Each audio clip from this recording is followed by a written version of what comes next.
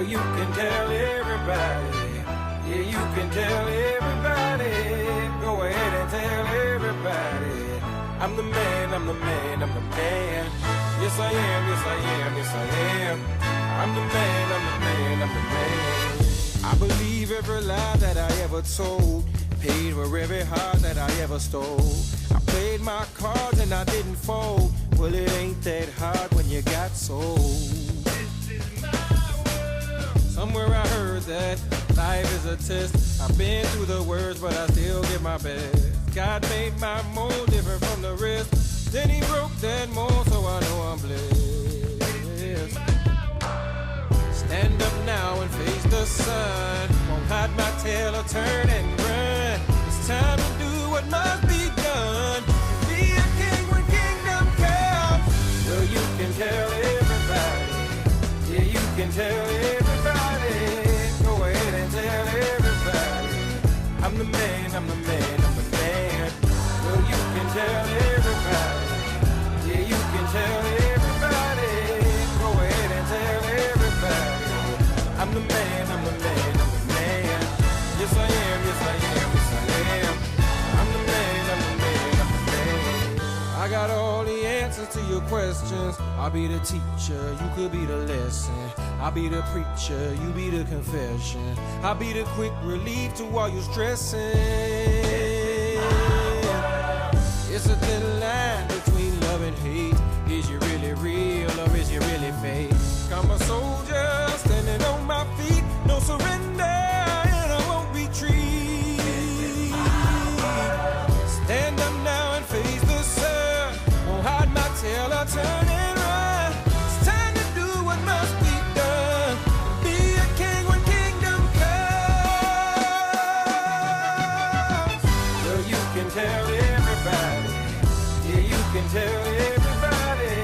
Go ahead and tell everybody. I'm the man, I'm the man, I'm the man. Well, you can tell everybody. Yeah, you can tell everybody. Go ahead and tell everybody. I'm the man, I'm the man, I'm the man. Yes, I am, yes, I am, yes, I am. I'm the man, I'm the man, I'm the man. Go ahead and tell everybody. Oh, whoa, whoa, whoa, whoa.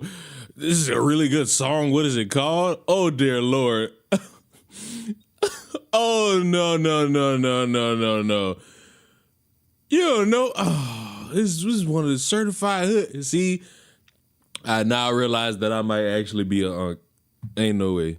There's no feasible way. I just got unk status from somebody coming in here asking me what a song is. I'm fried. I'm fried. Whoa, no. You don't know about a little black? I'm probably pronouncing that all wrong, but it doesn't even matter. What? I just got. Now I don't even know. Could I feel old off that? Because there's a bunch of songs that exist that I don't know about now. I don't know. I don't feel old from that. I feel played though. Because how you don't know about the song? Basically, bro, you know how white women are cringy now on social media with like their pretend activism?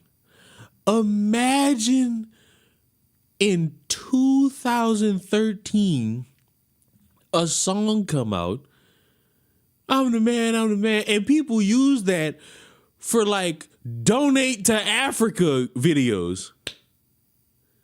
Bro, them white women was going a little bit overboard. Them white women was going overboard. But damn. Donate to the homies is crazy. But hi, everybody. How you doing? Can somebody tell me what time this is?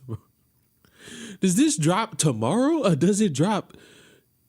Does this drop tomorrow or does this drop Tuesday? I thought this dropped Monday.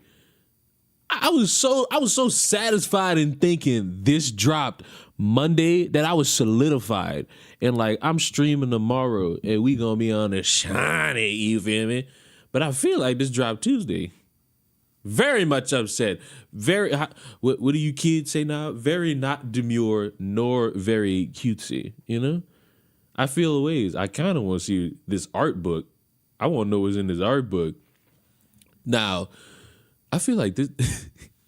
Now, I know they've done it before because I got several games that I've pre-ordered. So I've seen like art books, but I've never really looked at them. And I'm just like, this is how y'all combating physical media, and which I don't even think would work. I don't even think combating physical media like this would work in the long run. Leon is a Sony pony. I'm glad you said that. So I noticed that one of the biggest issues for like those diehard Sony fans. Oh no, you got Dragon Ball Sparking Zero. Does it look like I have Dragon Ball Sparking Zero? I just decided against it. I'm not gonna buy it. I ain't buying it, bro. I'm good. I just decided, you know what? It might not be my world. Get Space Marine. I'd rather just play Helldivers. I'd rather just confirm Helldivers. But boys, ladies, gentlemen, you just brought up me being a Sony pony. So one of the biggest issues currently right now is the Sony fools, not really the Sony fools, but like them freakazoid, ugly looking, fat, cracked skin looking creatures losing their minds because Spider-Man 2 is coming to the PC. And it's like, so pretty soon, and I don't know why this really didn't get the ball rolling. I'm gonna say like 5 years ago, maybe it's technology, but soon I'm expecting more games to just be released same day on console and PC. And as a real gamer, I don't understand why people have issues with that. It's another way for companies to make money, which could produce more games, but LOL. But also, on top of the DLC being announced, no, not DLC, well, I just spoiled it. On top of the PC port coming out, there's still nothing about DLC.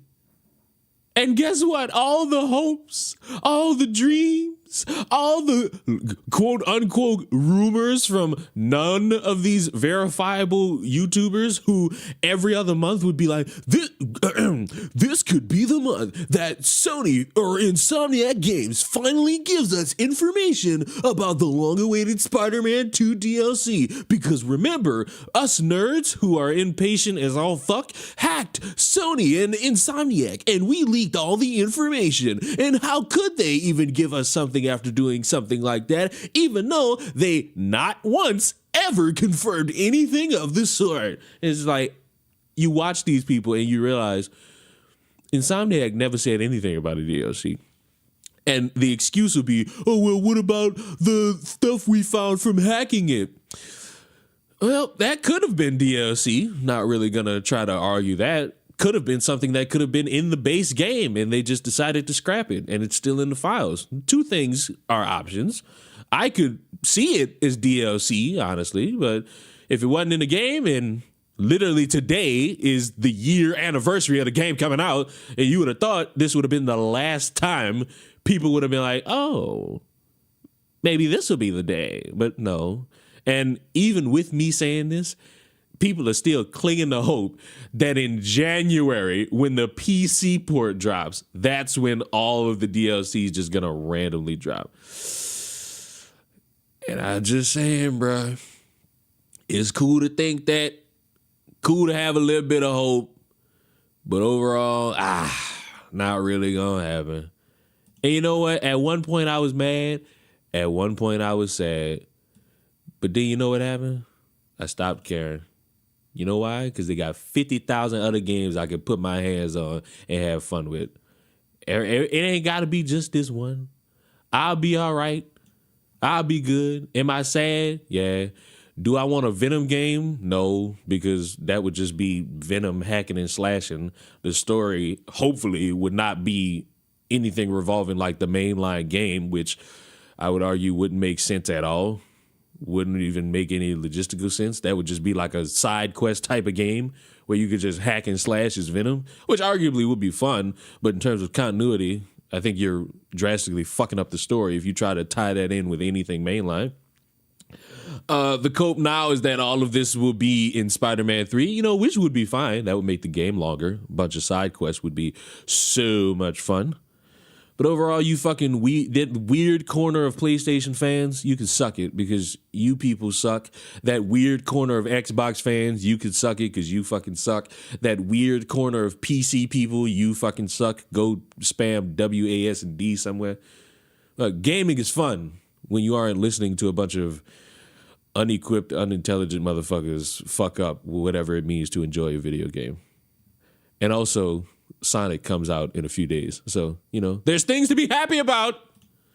There's things for all of us to be happy about. I know y'all wake up and just won't be mad at some shit, but fuck.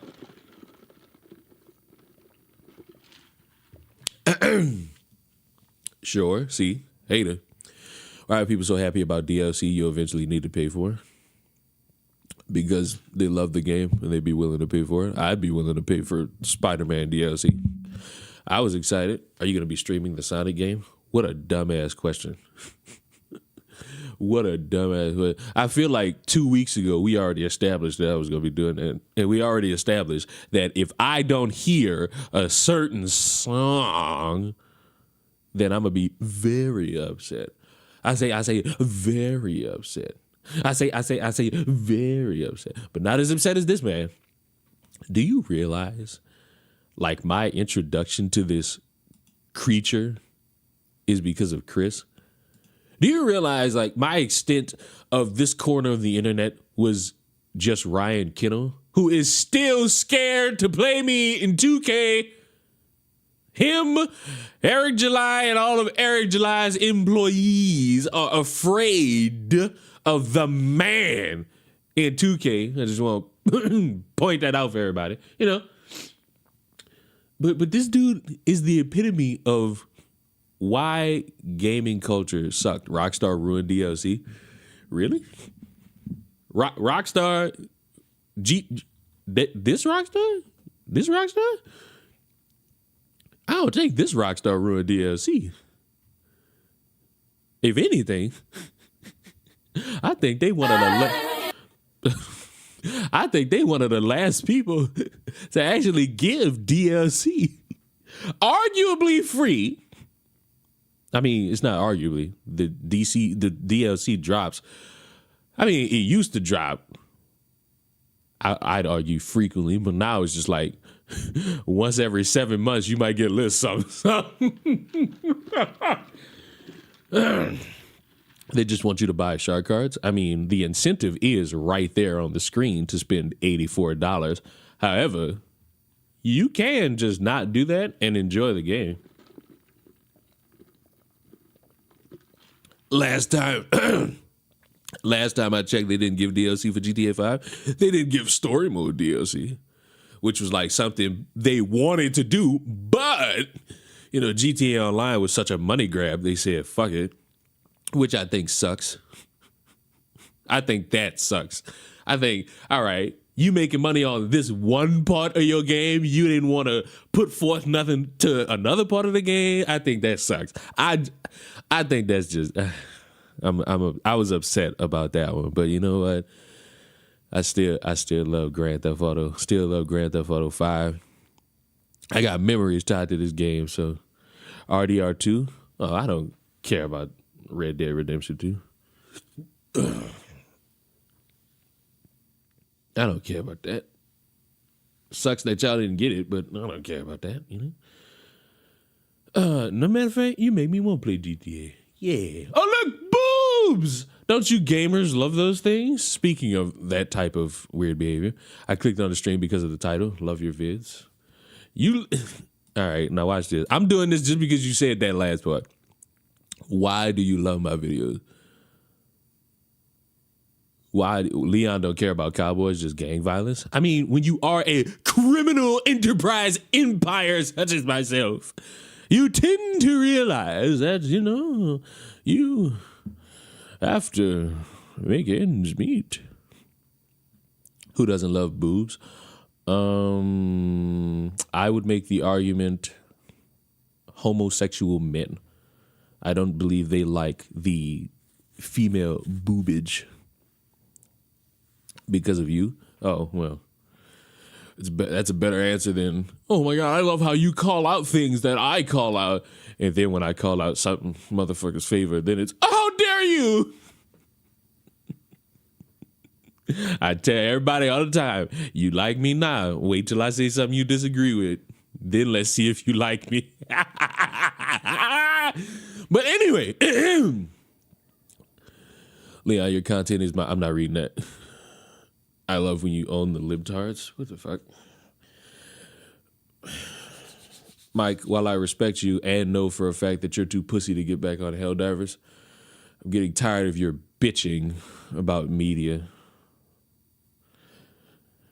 I wish you'd just push more to make that epic verse shit and let me critique that so that I could say if you're fucking terrible or not. That's really, that and the reason I say that, not really aimed towards you. It's aimed towards the fucking Daily Wire because their content is fucking terrible. And, oh God, just cause syphilis just not. What a terrible thing to say. Anyway, bad news. Fuck the Daily Wire. Now, are you saying fuck the Daily Wire because they fired Candace Owens? Because if that's your benchmark, wow, how terrible. What a terrible benchmark to say fuck the Daily Wire. You could have said fuck the Daily Wire for 15 other things. But everyone should go buy the epic verse. Is that what it's called? Mike! But anyway, bad news. Looks like my days on this platform are numbered. 3 streams and 1 old video got taken down for harassment and cyberbullying and hate speech. Boy, I wonder why.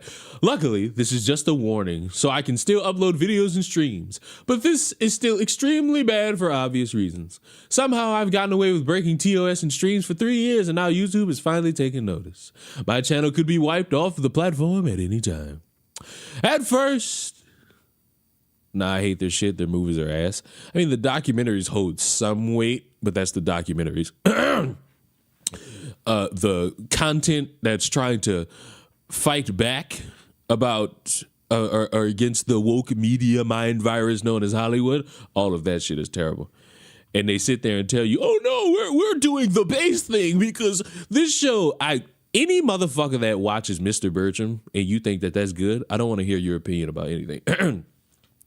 At first, I thought the SH2 remake finale stream was taken down for my comments regarding Hit Detection's beloved baby boy.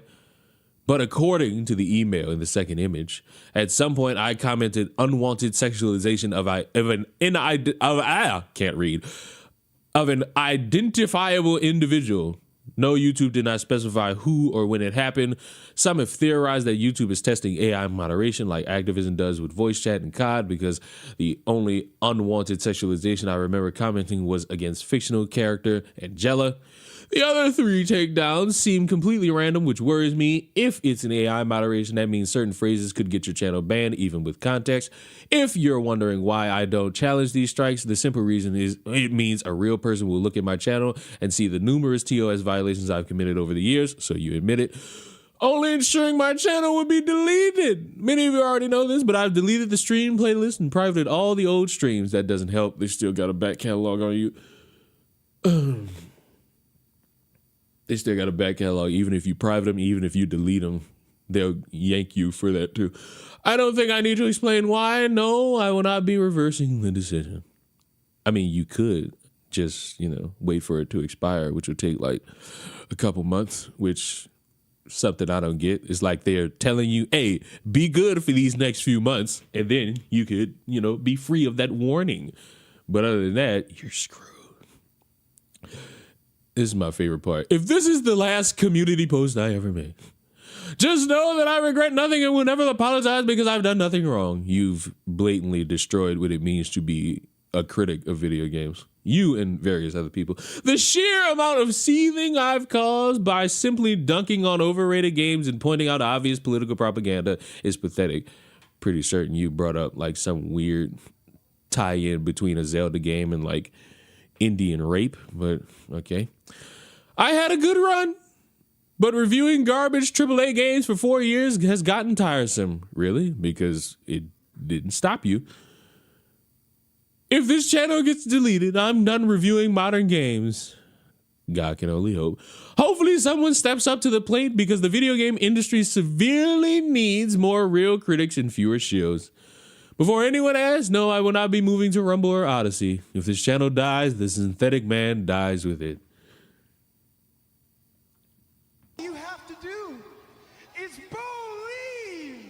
Go fuck yourself. Really get gangbang. Who does? It's so impractical. Hey, we got a $23 Sky Pack. Come holler.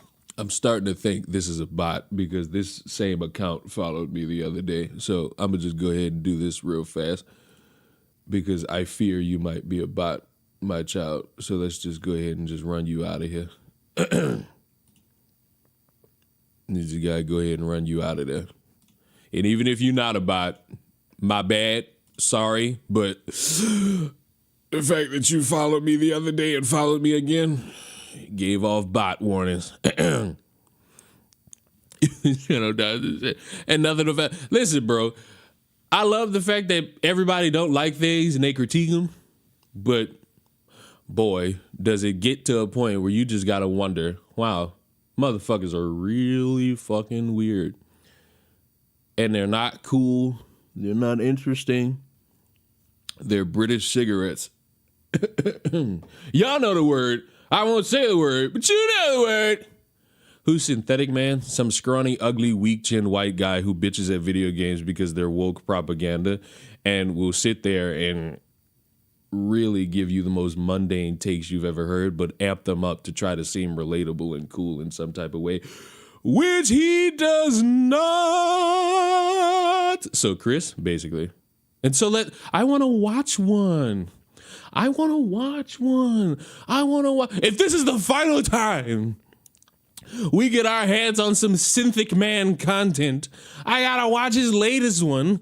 Gaming is dying. So look, I'm gonna just go ahead and make this abundantly clear. Gaming's not dying. Yes, I'll see some drawings of me. I'm gonna tell you why gaming's not dying. Because the motherfuckers who say that, like Synthetic Man and Epic Mike, severely lack the understanding that they are now pushing 40 and that their childhood wonder has slowly dwindled because they just sit and spew in negativity all fucking day. Look at the games I have in this catalog, in this fucking catacomb. Grand Theft Auto, Sonic Shadow, NCAA, Call of Duty, WWE, The Walking Dead, Fortnite, Valorant, Helldivers. Extend that game library. Madden, Spider-Man. Let me do something.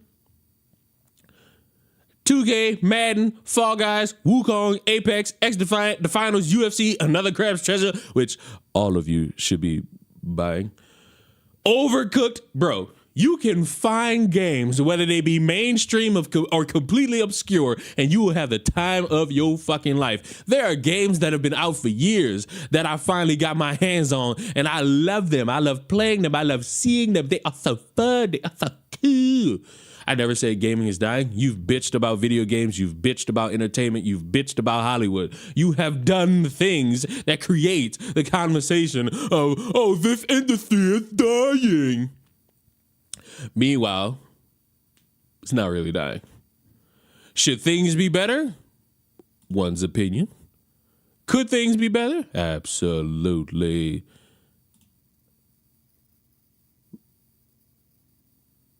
Why is this showing me? Why is this not tying me to the fucking thing? I bitch about stuff I don't like, even you. Mike, what are you doing right now? You want to just stop all this and get in the stream? You want to stop all this right now and get in the stream? Because we can have a conversation about something I don't like, but you ain't gonna like it.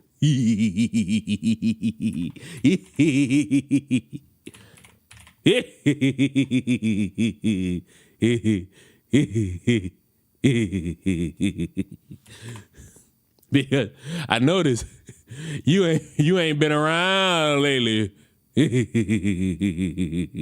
You don't want to answer me, Mike. Mike. Mike.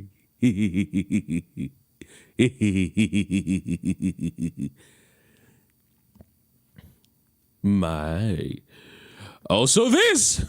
Oh, look at me. See, what the hell is this? It ain't gotta be like that, bro. My Hero Academia fucking sucks. No fucking consequence. You mean to tell me after all that, you could just buy a fucking mech suit, spend millions of fucking dollars, and just be a hero? What was the point? What was the point of any of it? It sucked. It's trash. No stakes, no consequences. A dude literally died and got his heart rearranged by some bullshit mechanic that was never explained until the plot needed it. And then they told you his plan didn't work, and the only reason the character's still alive because of the beating ambitions to fucking will to live. Kiss my ass. Shigaraki wasn't even a villain. I don't even want to hear a nigga argue for that. That nigga lost his villain status way before that final arc. Chat, do y'all like the Leon burrito and also like the what I think might be me with the pink hat, but also could be me with long hair given these ends? It was bad. At least you finally fucking admit it. At least you finally fucking admit it. Cause you was fighting tooth and nail for that shit. You was fighting tooth and nail for that shit. Oh my God, it's kind of good. Oh my God, it's getting there. We'll just wait till the final chapter. And you know what? I should have gave up on that shit, but I was so glued to the car crash, I just couldn't fucking see it without it ending. JJK ending wasn't good either. No, it wasn't. No, it wasn't. But you know what? I could accept that one better than I can accept the My Hero Academia one. Because the worst you could say about JJK's, it was rushed. It seems rushed as a motherfucker. Now, of course, there's the fucking aspect of the author and the fucking manga company. They fucking map all these fucking things out and all this shit months or maybe years in advance. So yeah, it just felt rushed. It felt rushed. But you know what? I can live with a rushed ending. What I can't live with is an entire fucking story building up consequences, then literally blue balling you with them. They literally blue balled you with consequences. Then they made the movies canon, which was something that was already confirmed like 2 years ago. My Hero is carried by its animation. Very true. Like, I'm gonna be honest, if you were to just read the manga, you'd be more pissed off. But the anime kind of saves some of this shit.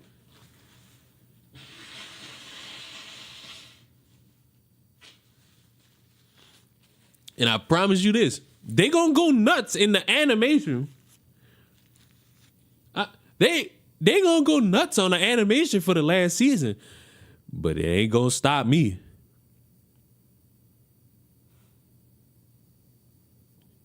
Anime, the only reason it still got anything left. I mean, duh, the story's over. The last thing to do is milk the fucking ending.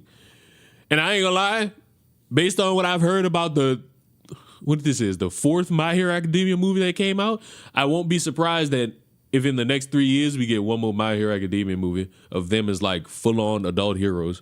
I won't be surprised at that. But I drastically need y'all to understand that I don't even think the last season should be 12 episodes. I really think it should just be 6. because of where they stopped in this current last season, in this last season that just ended, this shit don't warrant 12 episodes. Now they're gonna make it 12 episodes. I hear Ty Flosen is hosting an apology party. Ty Flosen needs to go on an apology tour. Fuck a party. He gotta go state to state to state to state to state to state to state. He gotta apologize. That shit was just unsavory. Rumor is we're getting a prologue in December to fix the ending. Fix what ending? Bro, I don't give a fuck about no volume coming out that gives me extended information. That don't do nothing for me. That ain't gonna get the taste out of my mouth from that bad ending. Bro, Deku, it's like, I don't give a fuck about My Hero Academia, so I don't care if I spoil it, but I'm pretty sure somebody in here is like, I don't want to know what happened. I ain't gonna say what happened. All I'm gonna say is, if you ever seen that meme where a motherfucker is talking and somebody said, bro, just put the fries in the bag, that's literally what they did to Deku. He literally put the fries in the bag. And I'm like, no. I mean, it's like, no, but it's like, all right. It could be like a back to the beginning type thing. I was kind of, you know what's crazy? As I'm reading the chapter, I'm kind of with it. Yes, I'm mocking him, but I'm kind of with it. Then the fucking ending of the chapter, the ending of the story is a literal fuck you to everybody who invested their time into that. It's a literal fuck you.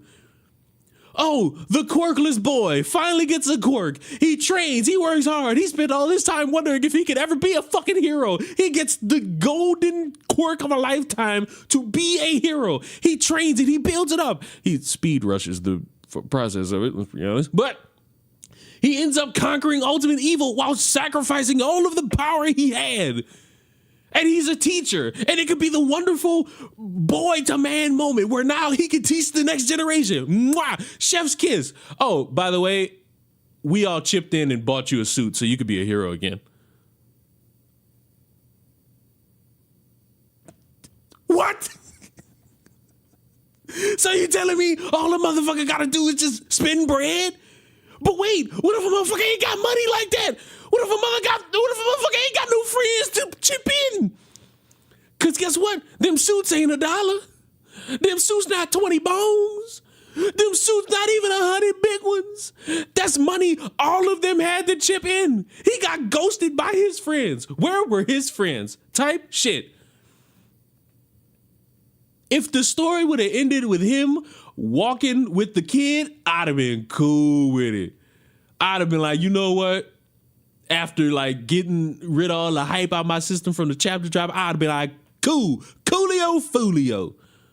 But then they added that shit. It's just like, fuck you. I knew this story was cooked when it went from this is how I became the #1 hero to this is how we became the greatest heroes. Fuck. But then again, it is called My Hero Academia. It's like, all right. I kind of let that go. But then it's like, all right, we're going to deviate from little deck shit. We're going to deviate from deck shit to fucking focus on side characters. I don't give a fuck what none of y'all say. Ain't none of y'all gave a fuck about them side characters like that. Who the fuck? That's why I don't fucking like no anime or manga fans. You motherfuckers be wanting to take away from the main story to focus on some shit only you care about. They did that shit bad during JJK. I'm watching Gojo and Sukuna getting on and motherfuckers hype about it. Then that one motherfucker come out the corner. Can we see what's going on with Urohime? For what? For fucking what? I never cared about Ochako. Here's the thing. Here's the characters that you could actually fucking pay attention to story-wise. Deku, Ochako, Bakugo, Todoroki, Sonic, what's his name? Ingenium, that's his name. The Armor Boy. And when I say Todoroki, I'm lumping in his whole family. All Might and Eraserhead. If you want to throw Shigaraki in there too, you can do that. That's it. I don't give a fuck about rip-off Spider-Man. I don't give a fuck about the girl with slime who you motherfucking Negroes and idiots think is a fucking black woman. Even though she's fucking Japan, so she's fucking Asian. No, I don't want a fucking story arc where I see the fucking pervert with balls on his fucking head. No, I don't want a fucking 2-episode arc about the fucking high schooler with her cleavage out. No, I did not want to see the dark bird and the music girl fight all for one, whichever the evil motherfucker is. No, I don't really want, but fuck it. They all had to have their moment, I guess. Oh God, I'm charging up. Oh God, my ear is cut off. No consequence because it seemed like her ear was fucking fine by the end of the story. Realistically, the only, like, if you want to argue them to be side characters that had any story worth a damn was All Might and Endeavor. All Might having to fucking fight with his last bit of power and then living after that, which got bitched because, you know, manga got to pull ass pulls and revive characters at certain times. That's really the one thing that irked me. All Might didn't die. Were Mirio and the Rabbit Girl actually important? No. Mirio was important for one arc. One. Why isn't All Might dead? Because we can't traumatize these kids with any real fucking trauma. Like, I viewed this shit as All Might dying would have been like the last thing to really give me like some reprieve. But I had to fucking be reminded because I watched the anime that, what was it, season 3, 4? When Night Eye said, oh my God, All Might, you're gonna die a gruesome death. And then like 5 episodes later, the whole concept. They're eating the dogs. I'll get to you in a second. The whole concept is shattered because, oh my God, we were all gonna lose, but you know at the end, we're gonna win. It's like, oh, can the future be changed? I should have knew that shit was gonna be not gonna happen to All Might. Fuck. I won't stand for Lemillion slander. He doesn't matter. He didn't matter. This is Democracy Manifest. He didn't fucking matter then. He didn't matter now. You know how much he didn't matter? He was important for an arc. And then as soon as he lost his gimmick, he was done. It was over with. He was fried. Now, this Ahmed Dilo with $2. Have I checked out Dandadan? Yes. And you want to know my thoughts on Dandadan? It's amazing. So much so, I've never read a manga based off of hype. And I read and I love it. And I know chapters drop every Monday now. So now the anime. Oh, I do love the fact that anime is great. Mike, are you still here? You need to watch It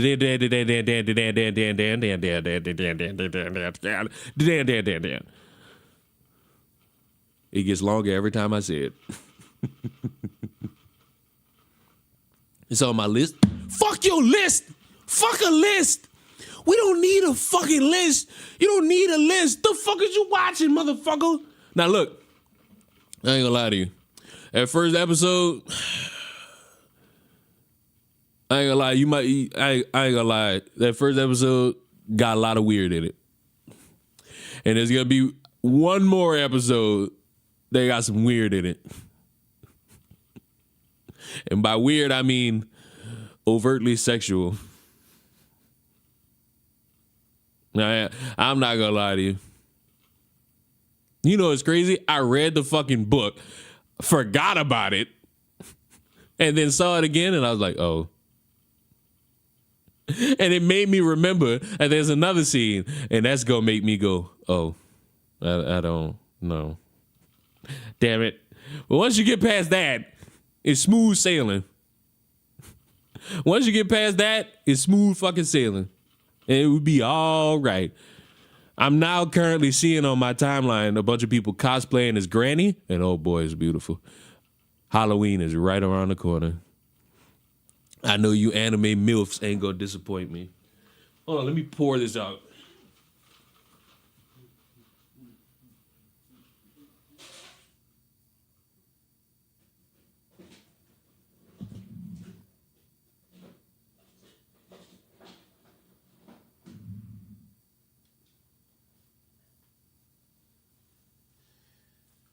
I'm watching JoJo right now. Who the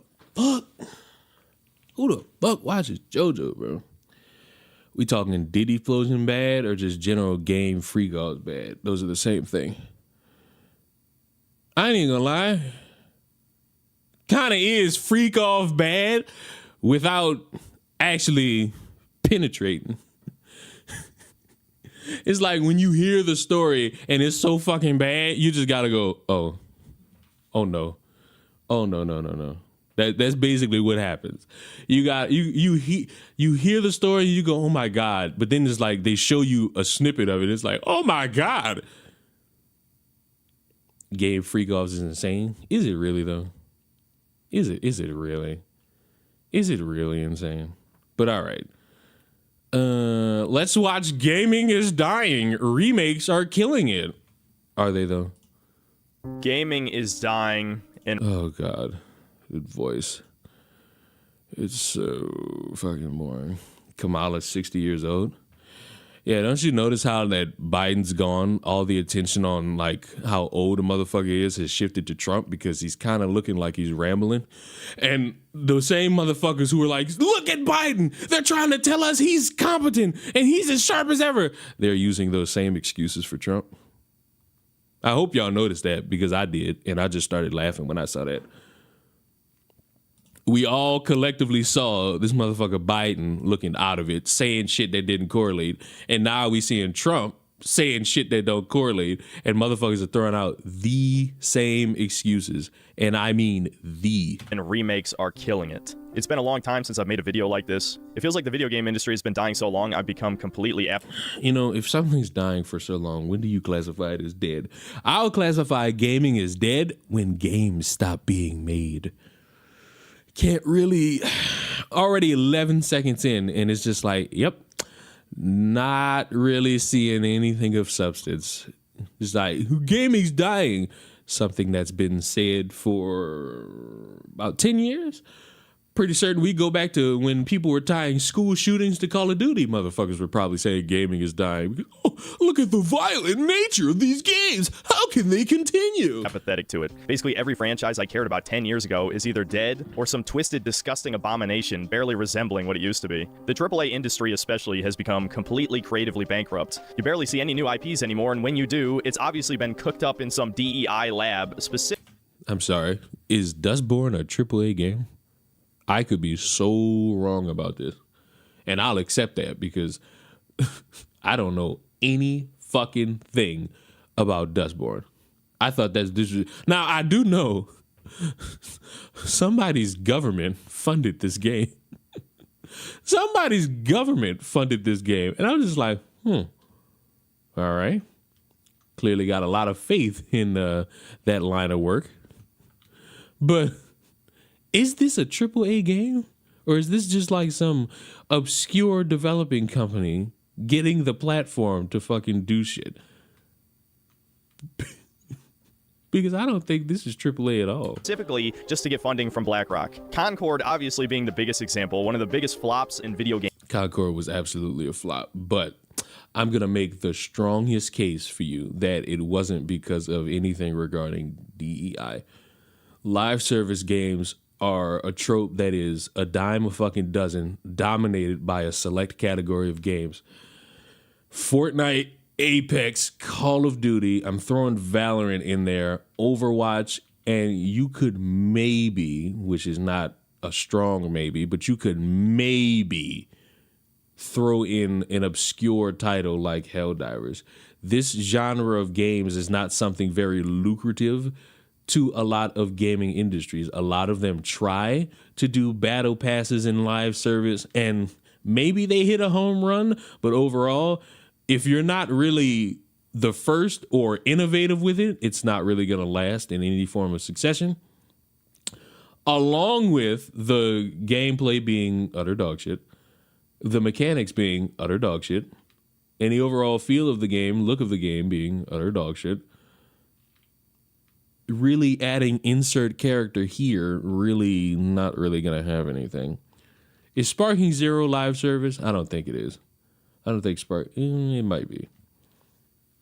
Depending on what they add in the future, it might be considered live service. But this game coming out, it was just, another fucking shooter. Was this Battle Royale? Or was this just another pop-up shooter where people could play the game, have fun, and then do whatever they wanted in the end? I seemingly understand it to be the case that, it was just this and it was just that. Sparking Zero is not live service? Okay, good. That's good to know. But when you have 8 popular games around the subject, and then you try to come out with one and you don't succeed in that, guess what? You're not really going to net yourself any good positives. You're going to net yourself nothing but negative in the future.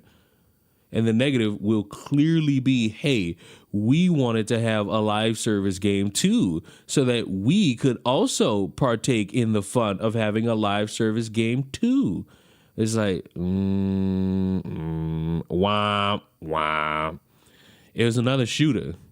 And bro, the lineage of shooters, I don't give a fuck. All you people keep saying, this game's going to be the COD killer. Nothing's killing COD. I'm sorry. I know you all love Call of Duty. I know you all, not love, I know you all hate Call of Duty now because how dare they put microtransactions in the fucking video game? How dare they not be innovative? How dare they not try? How dare they not put forth effort? How dare they not do anything of substance? How dare they not do this? How dare they not do that? How dare they not do this or that? Cool.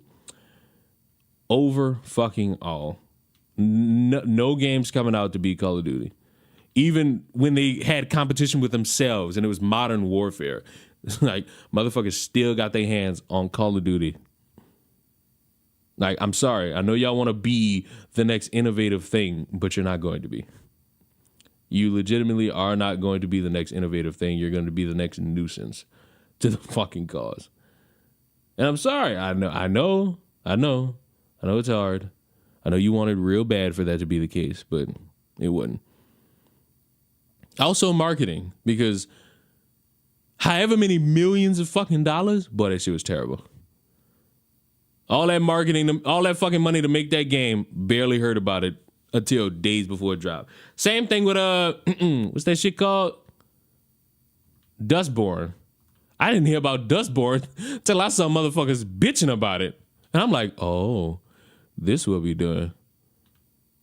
This how we doing this. That's crazy. Crazy. I live and it could be so crazy.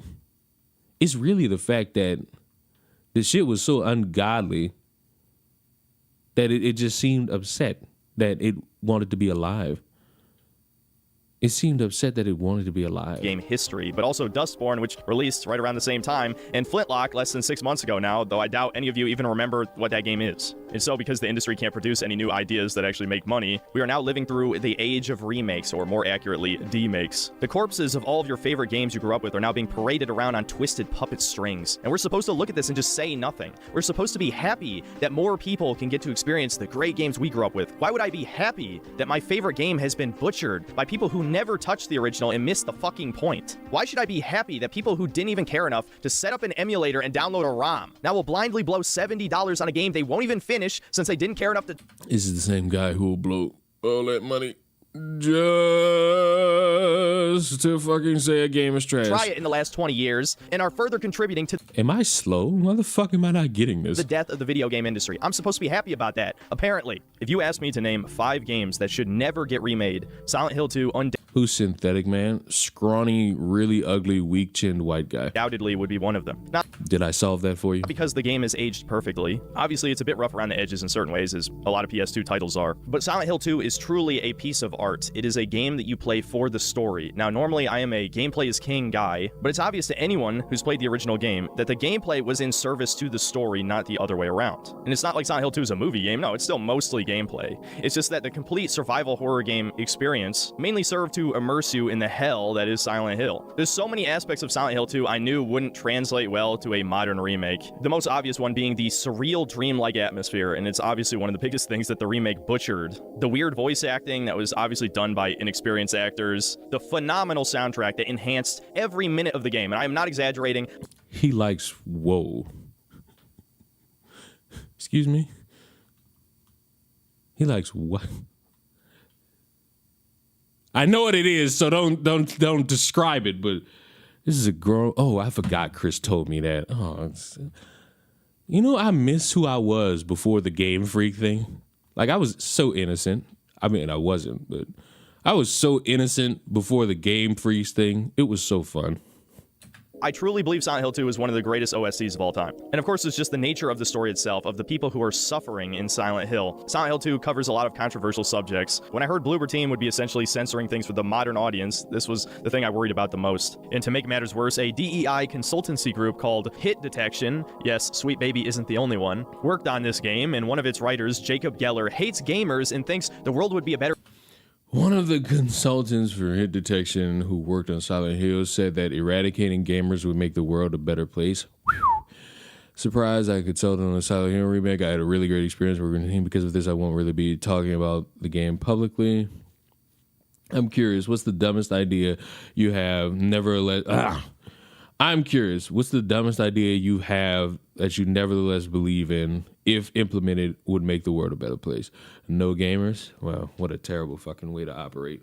Better place if we all died. Is it any wonder why Angela looks like Mulder from X-Files? And Maria has a giant fucking man jaw that puts James to shame. A YouTuber I used to watch years ago called The Gaming Brit Show recently made a video talking about how horrible this remake culture is, and the video is fantastic. Despite being only 6 minutes long, I think it pretty thoroughly covered the problem with modern... Yeah, because motherfuckers know how to drastically make the point in 6 minutes. Sometimes less. Sometimes less.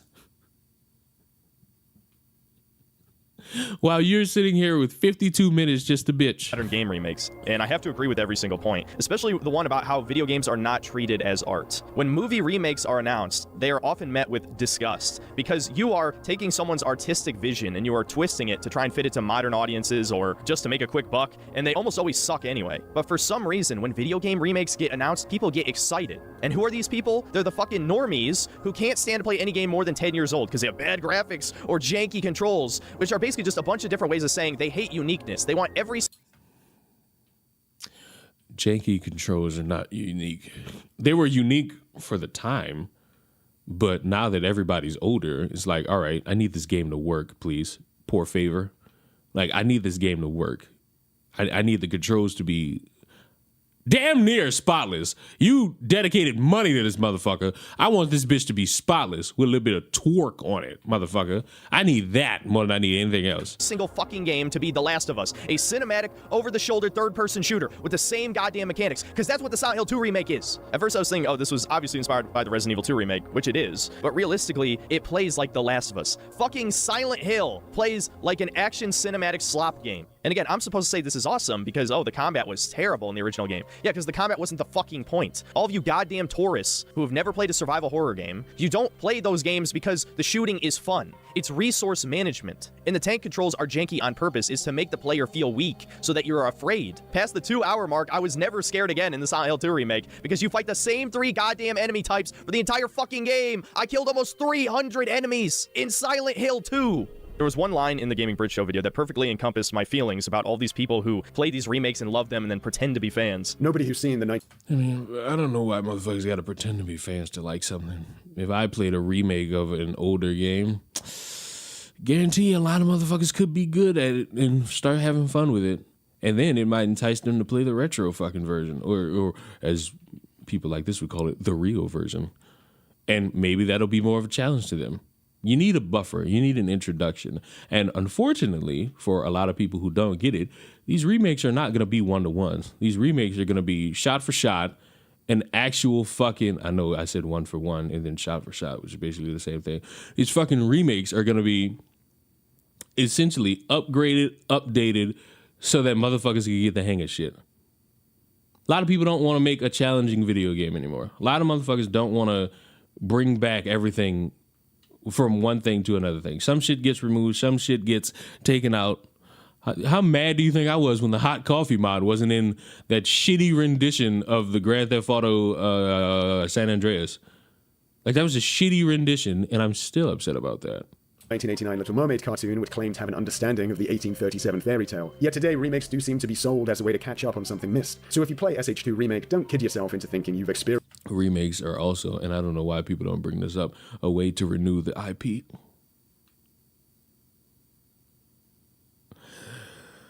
The reason a lot of remakes are occurring currently, or have, is because motherfuckers are using and therefore abusing the length to fucking bring up or renew that IP. Silent Hill 2. If that statement sounds at all offensive, I'm not sorry, because it's just a statement of fact. As you can imagine, a lot of tourists were upset by this video. Some people even claiming that not everyone is tech savvy enough to work an emulator to play the original game. By no stretch of This is true. the imagination, am I a tech wizard? All you have to do is watch my streams, and there's a very good chance you'll see some obvious tech issue that I wasn't aware of because I've never been a computer guy. I got Visual Boy Advance to work on my shitty laptop when I was 12 years old, and you're telling me grown-ass men and women can't spend 5 minutes learning how to use an emulator? Then the truth is, you just don't care, okay? So if you don't care about these games, about these franchises, why are you trying so hard to fit in? Because it's a video game. Video games are fun. Video games are inviting. And weak-chinned white boys really are the demographic that could really try to stop a motherfucker from playing a game and giving their opinion.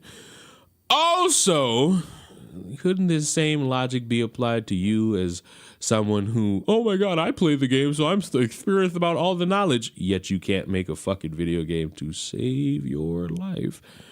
You know? Are you arguing with people who actually do care about these franchises? There's been a lot of gaslighting over the past 10 years about whether or not people were bullied for liking video games. Well, let me tell you, I absolutely was an outcast. Oh, poor fucking loser. That's what this shit ducky is. He's mad. You mad. Oh, that's what this shit is, nigga. You one of them. I was bullied. No, I got bullied. I was an outcast.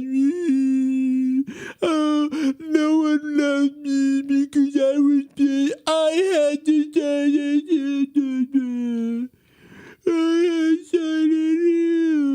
why did nobody want to hang out with me? No. You weak-chinned baboon. Like, do you realize that there's more to you than just liking a video game? Also, maybe I'm just the cynical bastard who doesn't understand nor care about the miss that fucking hit like a motherfucker.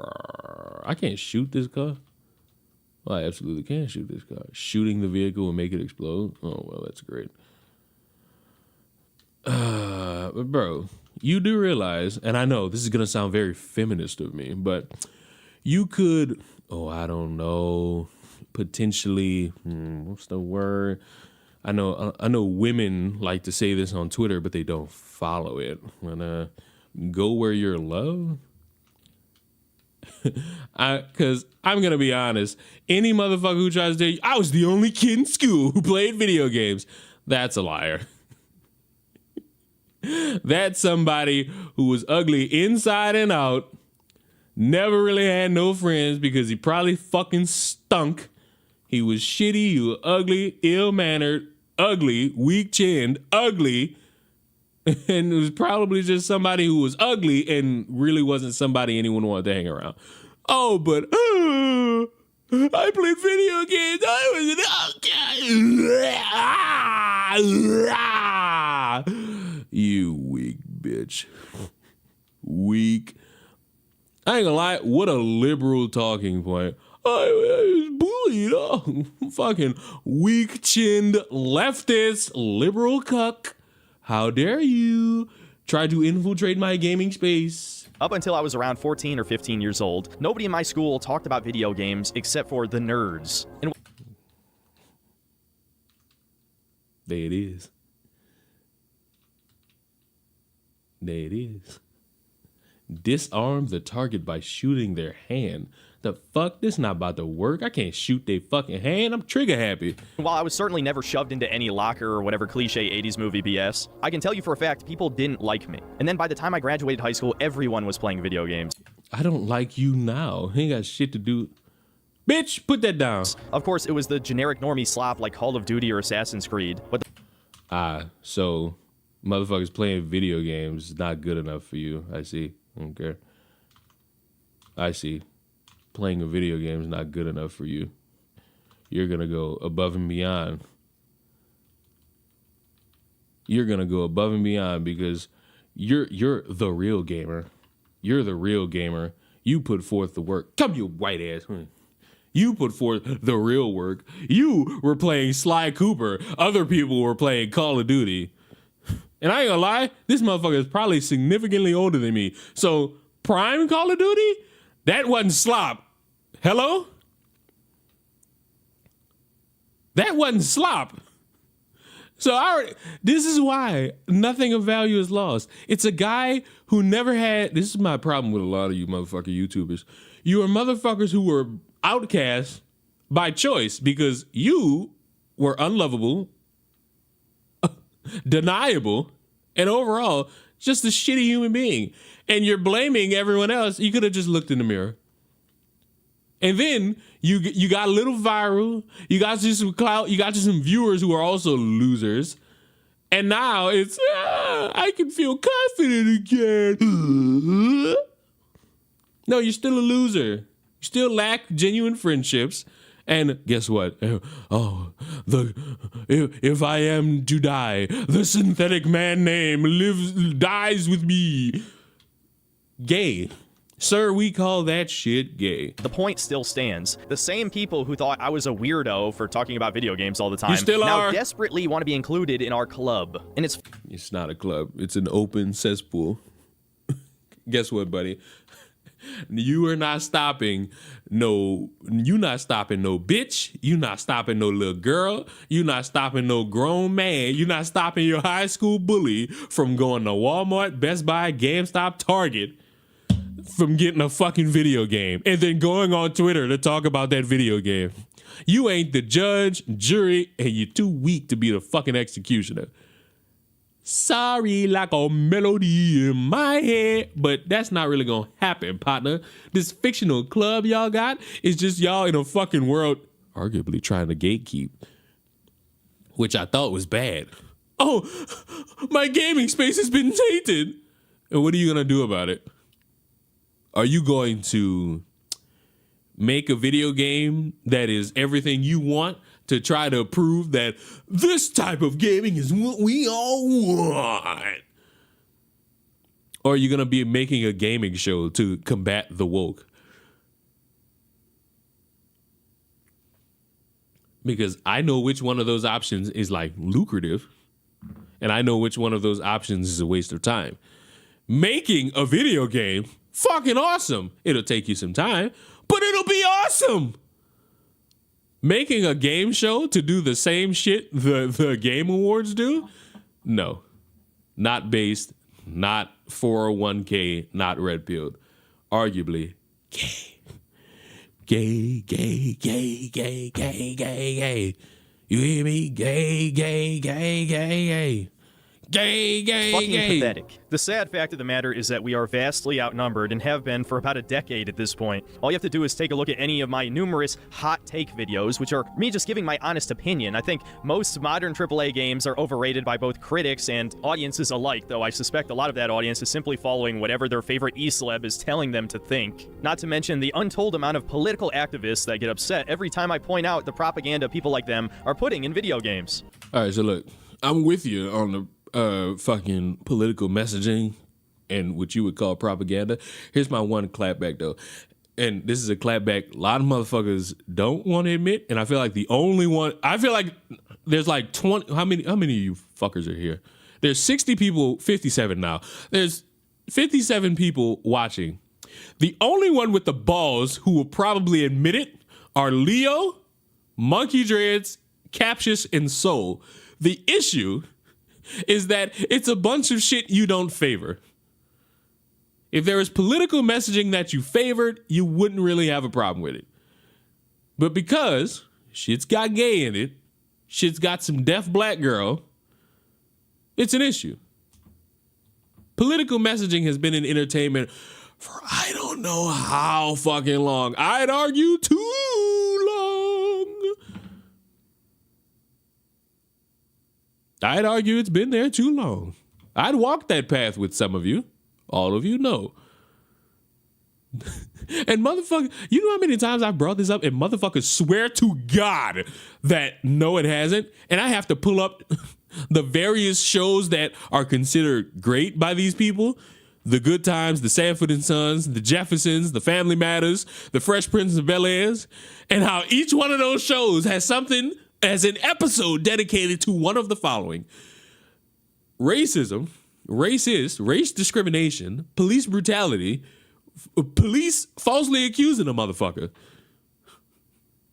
or something to do with a gun. Hello? These are shows from the 70s, 80s, and 90s. Back when, apparently, to some of these people, it was cool to be alive. It was cool to be alive back. Who does? It's so impractical. Hey, we got a $23 Scat Pack. Come holler. What happened? Oh. I don't really want to get gangbanged. Who does? It's so impractical. Hey, we got a $23 Scat Pack. I can't Come see holler. it. What the hell happened? Oh. Blind Scholar gifted really 5. wanna get gangbanged. Blind. Who does? It's so impractical. Hey, we got a $23 Scat Pack. Come holler. Blind. I appreciate you I gifting don't subs. really want to get gangbanged. Who does? It's so impractical. And he hey, gave me a hype train. $23 Scat Pack. Come holler. I see. I got a hype train. I don't really Nice. want to get gangbanged. Who Nice. does? It's so impractical. Hey, we got a $23 Scat Pack. Come holler. They had shows that came out that had some I don't shit to really do wanna about. get gangbanged. Who does? It's so impractical. Hey, we got a $23 Scat Pack. Come holler. They had shows that came out that had shit I don't about really want to get gangbanged. Who does? It's so impractical. Hey, we got a $23 Scat Pack. Come holler. Are you done? All right. They had a bunch of shows that had all these messages, but oh no, now it's all saturated, and oh no, I can't escape the woke. I can't escape the woke. You know how you escape the woke? You either go find some entertainment that you could enjoy, or just stop watching and playing the shit. Or go make your own. But you make your own, that shit better be good. If this shit ain't good, you gonna run into the same criticisms as everybody else who tries to combat the woke. And you fail. Hold on. I need to blow my nose.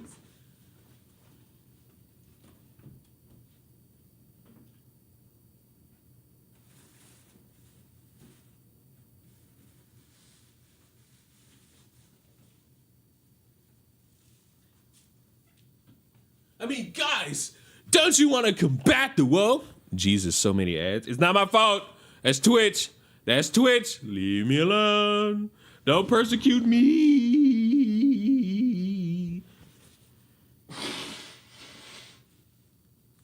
Oh, that was a good one. But bro, Leon, that takes too much effort. That's a lot of bitching. Considerable. That's considerable. A lot of bitching.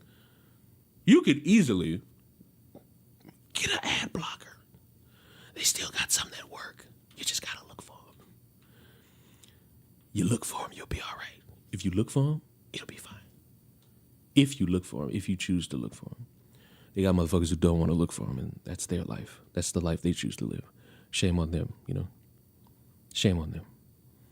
Sometimes you gotta operate like a man, not like a little fucking girl. You know what I'm saying? You know what I'm saying? Sometimes you got to be a man, not a scared little bitch. You know what I'm saying? If you do that, you be a synthetic man game would be atrocious. Bro, my point is solidified. Go find the fucking stream where I watched Tim Pool talk about Grand Theft Auto. You will never, and I mean never again, see me that pissed off about a motherfucker's opinion. You will never, you hear me? Never see me more pissed off than when I watch that grown man spout that bullshit. I was significantly fucking annoyed at what I was hearing because it pissed me off to my fucking core. It's unrealistic. You just saw me play that game. It's somehow unreal fucking listic for me as female protagonist to pull out gun from the back of my ass and go on a mass killing spree. That's unrealistic to him. That's unrealistic to him. Somehow, some way. I couldn't fucking tell you how, but it's unrealistic. Some way, somehow. But, Blind Scholar, I would just like to say thank you, because I think I said it once, I'll say it again. Thank you for the 5 gifted. Thank you for the level 1 hype train. We did it, boys. We live very much in blue life. Bro never watched Kill Bill. You could tell Tim Pool is one of those people. And how, you know what? I'm no longer mad at a subsection of people who told me, hey, I'd love to see you on Tim Pool, because maybe you just believed in hype that you couldn't see. I'm so glad I'm able to fucking help y'all and illustrate to y'all why y'all should probably stop telling me to watch or consume media, because I'm just not going to. Ungodly fucking terrible. Do you understand me? Ungodly watching that was. It just was. Now, in spite of what I just said, although hardcore gamers are an extreme minority, it's obvious given all of the woke game bombs this year, especially Concord being the biggest example of all time, that normie gamers aren't tolerating progressive ideology shoved into video games, at least not when it's incredibly blatant and obvious. But for one reason or another, I don't know if it's just because these people aren't smart enough, or they don't care to look for the signs, or they just turned off the pattern recognition parts of their brain, they can't seem to notice when there is subliminal messaging or censorship. And I think the Silent Hill 2 remake is a perfect example of that. It's just close enough to the original that even fans of the game... Remember the Nate the Lawyer thing? But I ain't never been more mad. Motherfuckers told me watch Nate the Lawyer. I watched it. And then, I think 2 days later, brought to my attention that, hey, he put that behind a paywall. Matter of fact, for the fuck of it, just for the fuck of it, let's see. Let's have fun. Let's have fun. Let's have fun. Let me see something. Boy, I can't spell. Oh my God.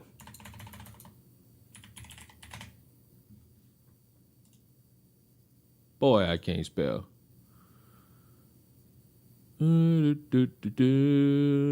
How long ago was this?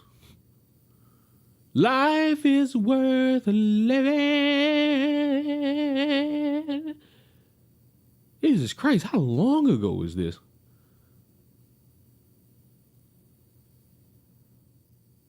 Oh, you'll be delighted to know it's still behind a paywall. Because here's the was I wrong about it? Somewhere right here should have been the video. So yeah, don't ever tell me watch nobody again. You motherfuckers watch shit because you need your opinions validated, and then when you don't get it, you try to say, you should go watch this guy, and your opinion will be changed. It was not. They put a movie behind a paywall? No, it was just a video. It was just a video. Calm down. Oh, I got Kenneth Walker. I got a Kenneth Walker card. I feel satiated knowing that I'm slowly losing my mind. I don't give a fuck. I'm not putting no video behind that membership paywall that I actually want the public to fucking see. You motherfuckers are gonna see what I give to you. In Springfield, they're eating the dogs. Why did that pop up? Oh, it's because So gave 20. I appreciate the 20, good sir. I haven't heard the name Tim Pool in many moons. I'm still trying to figure out if he's still being sued for being a part of that, smearing a guy for being a school shooter when that wasn't the case. But so I appreciate the 20. I say fans in quote. The super fans obviously could dissect this to pieces, and I'm going to be doing a bit of that myself in this video. But to the casual fan who only ever played the game like one time 20 years ago, this seems like at least a semi-faithful remake, ugly women aside. And that's exactly the point of this remake, to be just close enough to the original that if you squint, it's like nothing changed except the gameplay. The truth is, this remake is not being made for the fans, it's being made for this new modern audience that doesn't exist, and for the normie casual gamer who never actually gave a fuck about the game, who probably watched a YouTube walkthrough like a decade ago, or listened to their favorite Celeb talk about it and how much they loved it, and were excited to play it without all those icky, janky controls. There's this great meme passed around years ago that describes this situation perfectly. Earthbound fan excited to play the game for the first time. Now tell me that isn't the same fucking thing as this. Silent Hill 2 fan excited to play it for the first time. As somebody who played the, I would argue, modern version of Earthbound, because I played the one that's on Nintendo Switch Online. Thoroughly enjoy that fucking game. Love the challenge that game provides me, and I wouldn't have it any other way. Because over the past 20 years, its story has been spoiled more than probably any other game except BioShock's. Everyone knows the twist. There are hundreds, if not thousands, of video essays that have been created on YouTube about Silent Hill 2. And now, these people who didn't actually give a fuck but remember the name and its amazing reputation are going to sit down and play this butchered remake and think it's the greatest fucking thing ever. And I don't even know why I'm saying this as if it hasn't already happened. The overwhelmingly positive reviews on Steam, the shilling from whitelisted grifter YouTubers who just want to parrot whatever the public opinion is on something. It's obvious that all the people who bought and played this game, and even a shit ton who haven't and never will, have already decided this is a great remake, at least until they forget it ever came out a month from now. And look, as my rage began to subside a couple days after I first recorded this segment, I realized that I should make it clear that I don't think this is a bad game on any level. I never give games a numerical score in my reviews because it always brings up the debate on how exactly you should rate a game out of 10. Some people think it should be based on some nebulous idea I don't give a fuck. NCAA, 10 out of 10. of the average quality of a game released today,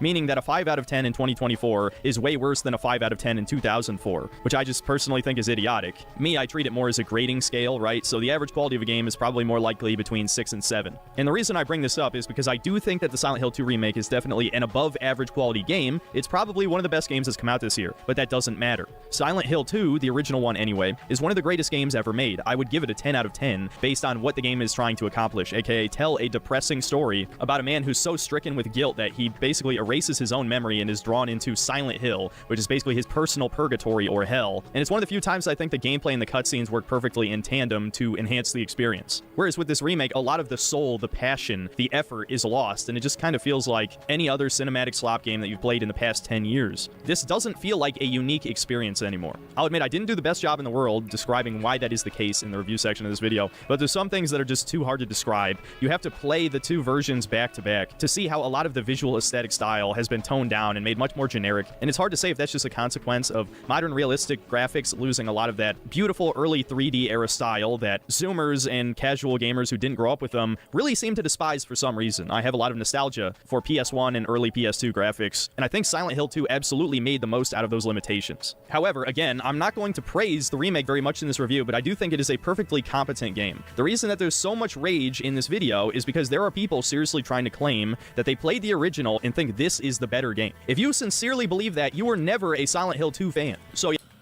I didn't know having an opinion about an updated version of a game seems to make me not love the game or not really be a fan. Seems like a bad qualification. And I'll raise you the, oh my God, you don't care because you had an opinion that I don't like about the game, and say, hey, if you played this fucking game and you don't like this new upgraded version, or you're someone who hates a bunch of people who love the upgraded version, you're some fascist, racist, incel, loser, homophobe. You see how easy that is to just spout without really backing it up with anything other than my hurt feelings that I saw opinions about people liking this game. How could you like this fucking game? This game sucks. There's nothing good about it. Oh God, it's a cash grab. No shit. But yeah, if I was being completely honest, if this was ever pretending to be a fair review at any point, I'd probably give this a 7.5. But am I supposed to praise a remake that took a 10 out of 10 game and downgraded it to a 7.5 so that the masses could enjoy it? Hell no. This remake shouldn't even exist. But yeah, I just want to make it clear, I don't think this is bad for those of you who think just because I dunk on this game the entire review, that means I think it's dog shit. No, it's not dog shit, but it is a demake. That's the point. And before I ramble on about this for another 15 minutes, let me just make one thing clear for all of you tourists from Reddit, Twitter, Discord, etc., etc. he's very hurt by the fact that he's gotten a lot of traction and it's a bunch of people shitting on him. Like, if you notice, people want to go viral. They have a sense of wanting to go viral. They don't like when they go viral and they get shat In on. Springfield, they're eating the dogs. Some games really age bad from jank. I love Tekken. Tekken 4 was the first Tekken I physically owned. The music is still fire. Tekken 7 and 8 play better. It's kind of the census with old video games. They are old. And, you know, your fondness and your memory cloud the reality that some of these games were janky as fuck. And they'd be benefited by having a little upgrade. If you haven't played the original Silent Hill 2, I got Jameis, boys! We got Jameis! Famous Jameis! The crab stealer is back, baby! opinion doesn't fucking matter. Nothing you have to say Crab stealer about the story of Silent Hill 2 matters. So just save your retarded ass comment. I got another one! Crab stealer. Not that any of you idiots are even going to watch this far in the video anyway. You just watch some clip that was spread around on Twitter and then write the gayest comment I've ever read in my life and think that's some kind of gotcha. I have now watched, according to the video, 15 minutes and 53 seconds of the 52-minute video. And I'm here to say you ramble a lot. You have a hurt feeling. You look like you were recovering from meth. And I promise you, people didn't like you back then. They really don't like you now. And as long as motherfuckers continue to miss the forest for the trees, they won't see the point that you're just some whiny bitch who can't really make anything of substance. You're really just sitting there wondering if this thing is going to go viral enough so you could say, oh, haters mad, which is a terrible negative way to go about life. It truly is just like a negative cesspool to go about life. And I don't really want that for you. I want you to enjoy the content you make, but you look like you're struggling. You look like you're tired and that you're sick of a bunch of people down your back about a lot of this shit. And I would argue, stop it. Oh, and I read your fucking comment but didn't say it. Cue the struggler. I appreciate the $4.99. I can't read. Look, I know you're not watching the video. My fans know you're not watching the video. You're wasting your time. But thanks for the engagement, idiots. These remakes can never truly replace the original. As much as the powers that be would love this to be the new reality, it never will be. These people will never be Silent Hill fans. So first off, I'm going to cover the supposed only benefit of this remake, the gameplay. Now, I know that I admitted that the gameplay is better in the intro, but I was being somewhat sarcastic because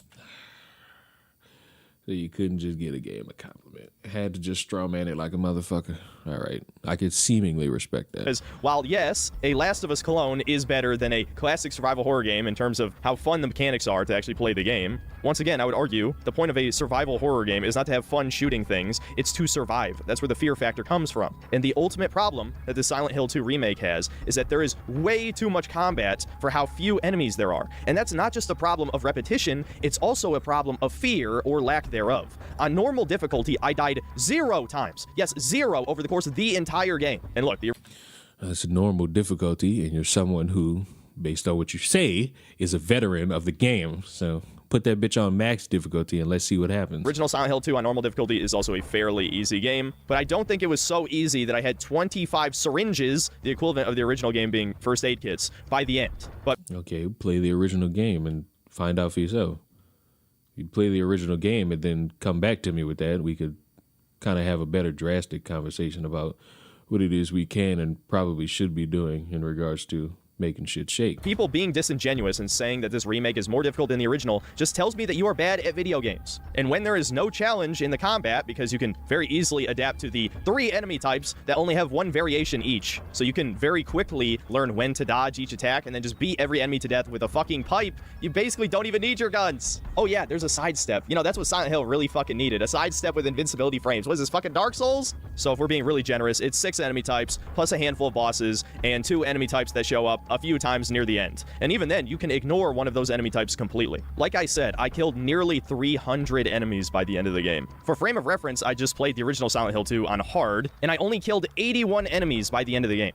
That's 76. Oh, never mind. I can't add. The dungeons are twice as long as the original game each. My total playtime ended up being 14 hours, which, depending on how you count gameplay, that is well over twice as long as the original Silent Hill 2. And I don't necessarily hate that as long as it's quality content being added. As for the dungeons, I was okay with the increased length and the new puzzles and the different items that you had to collect in each one, because it is a reimagining after all. It's nice to do some new things instead of just the same thing again. But so much of that increased length is the combat. And again, you're fighting the same 3 enemy types. Well, okay, you might be wondering, how are the boss fights? Because they're completely redone. Well, I'll be completely honest with you. Is he okay? He could be. Like, I'm not really questioning the man's health. I'm more so questioning a lot of his integrity, because you wonder about people like that. You wonder about individuals like this. You wonder if they actually mean the things they say. You know the Kanye song? I don't have the lyrics in front of me. The big man upstairs ain't laughing, though. Brought yourself what you was asking for. Don't involve yourself in things you don't have to, though.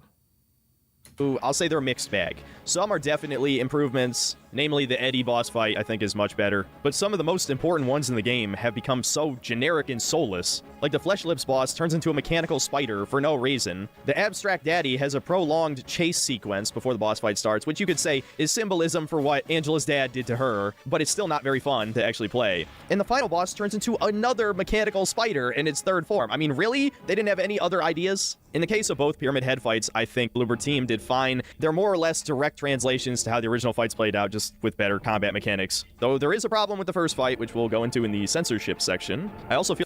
Oh, Lord. That's one of his favorite segments. The censorship segment. Someone checks Synthetic Man's achievement because he lies a lot. I gotta stretch. Bro, I ain't really illustrate. The Broncos beat the fuck out the Saints.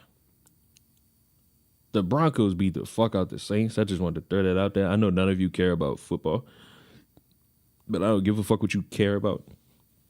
Also, there are Twitch streamers promoting terrorism, and they're not the right wingers. They're the fucking leftoids. But more importantly, the Broncos beat the fucking Saints, and they beat their ass. Talk about how I don't have a family no more because my whole family Saints fans. And them niggas nowhere to be found now. What motherfuckers say?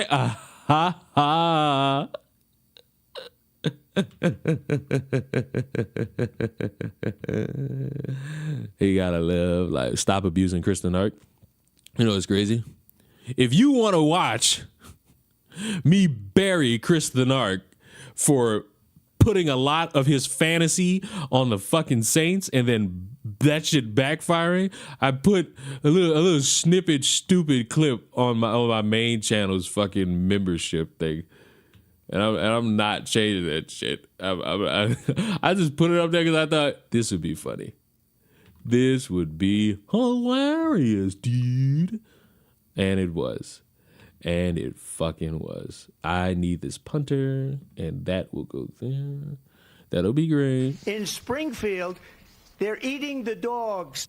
Also, not liking an older version of a game doesn't invalidate its criticisms. If that game does have genuine jank, lot of those games got genuine jank. That's the thing that kind of like irked me a little bit with people, is that yes, your old game is your nostalgia. Your old game has a lot of jank in it. And I mean a lot of jank in it. I feel like I have to bring up the Closer, which is an enemy type from Silent Hill 3 that they put into this remake for some reason. I'm not sure if they put... Luke, come on the team! Luke, Glee. this monster in here as a reference for fans, or because they closely resemble the Mandarin enemy type, the ones that cling to the... I needed Luke, greats, but knowing that the monsters in Silent Hill 2 are supposed to represent... I appreciate all of you funding my Ultimate Team addiction. Yeah. aspects of James' psyche, the Closer obviously doesn't fit here, given that Heather Mason is the one that fought these things. Again, I'm not too torn up about this. I thought the boss fight was okay. You know what's sad is that there's actual genuine fucking critique in the fucking videos, no one cares, is because he says a lot of dumb shit to circumvent anything that would actually matter in terms of genuine fucking critique. If he'd stop doing that, I'm pretty certain he'd go a long way. I'm almost certain he'd go a long way. And you know, more people would probably, genuinely, be a little bit happy for the boy. All things considered. Oh, but because he doesn't do that, oh, you know, he invites these problems upon himself. Oh, you know. Oh, you know. And you know what else? I think the pizza's getting cold. And the pizza? Oh, how could it get any worse? But it's certainly worth noting at the very least. So again, if you're somehow missing the point here, not only is there 3 times as much combat as the original game, but it becomes incredibly boring and repetitive before the halfway point. I don't know what the hell Bloober Team was thinking, turning Silent Hill 2 into Resident Evil, but let me just tell you, it absolutely takes away from the experience. I find it very funny how many people are praising this remake when one of the primary criticisms of Silent Hill Homecoming back in the day was that it had a much larger focus on combat, in a game that's supposed to be about surreal horror and building up tension. You know what ruins tension more than anything? Fighting the same enemies every 5 minutes. Speaking of horror, let's... Fuck. You could be right about that one, buddy. And you know what? If you don't want to fight the same enemy, I got a wonderful fucking game for you. This is a horror game, if you could imagine. It's called Little Nightmares. And if you've never played Little Nightmares, boy, are you not fighting the same fucking thing. You are actually in a battle with your wits about you, and you'll have to be quick on your feet. And the best part is, you're small and all of your fucking enemies are greatly large. Imagine Rey Mysterio versus The Big Show. That is Little Nightmares. That is the entire franchise right there. Well, in the Big Show. Let's talk about that a little bit. I think this remake is not scary in the least, and a big part of that is the combat aspect I just talked about, so I won't cover that again. But I also think there were a few deliberate choices made in this remake that definitely make the game less scary. The most obvious one being the over-the-shoulder camera. I know some people are just going to blatantly disagree with this, and at the end of the day, it just comes down to personal opinion, I guess. But I think there is something inherently scary about fixed camera angles. When you can't see directly in front of you and you know a monster is in the room, not just because of your radio, but the thing is making weird noises somewhere that you can't even see, that's scary.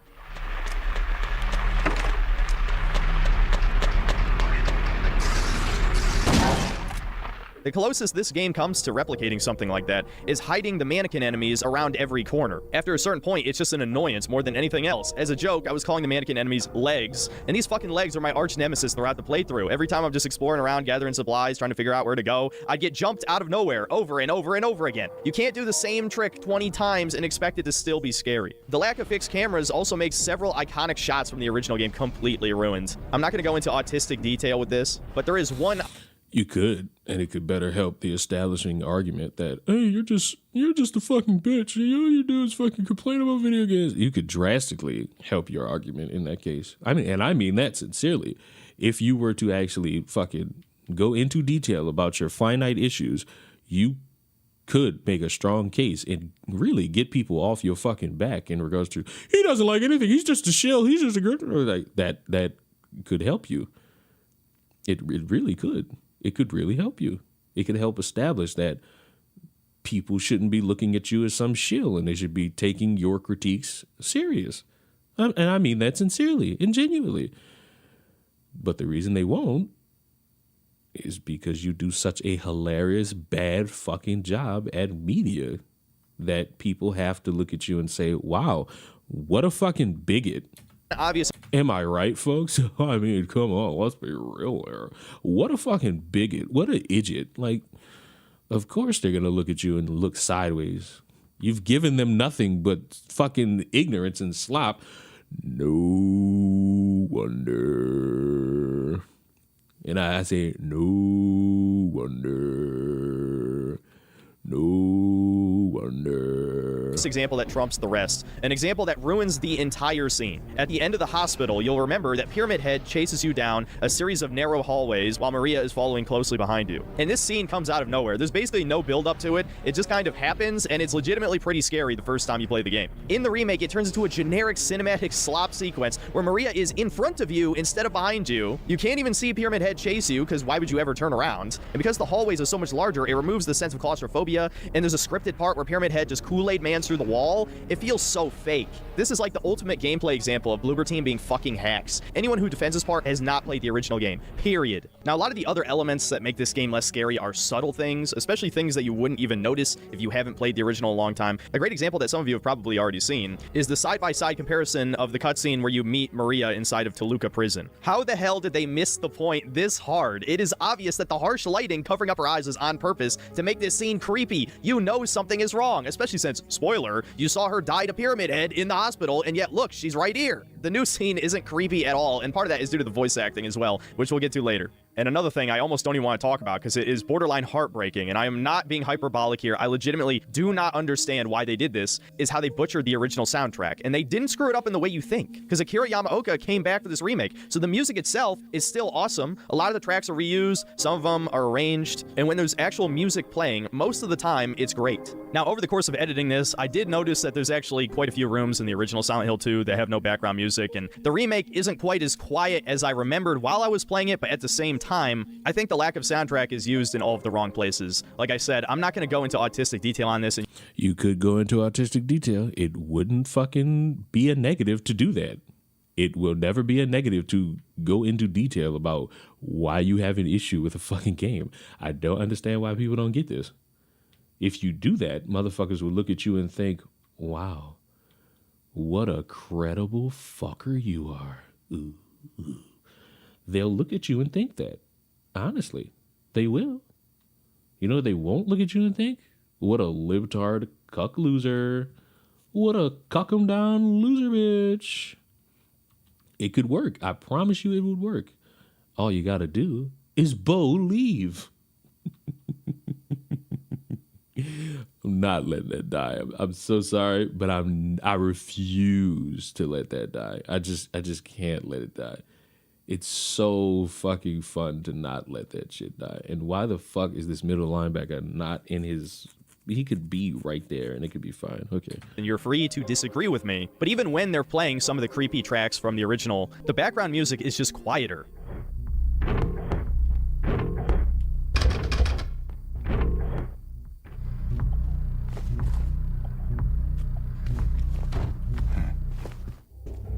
Base believer. I mean, I don't mean it for Bo Dallas. I kind of mean it for Bo Nix now. Because I got a boner. I'm tired of him doing boverthrows, but I always believe in Bo. I just believe, you know, because I have to. You have to do is believe.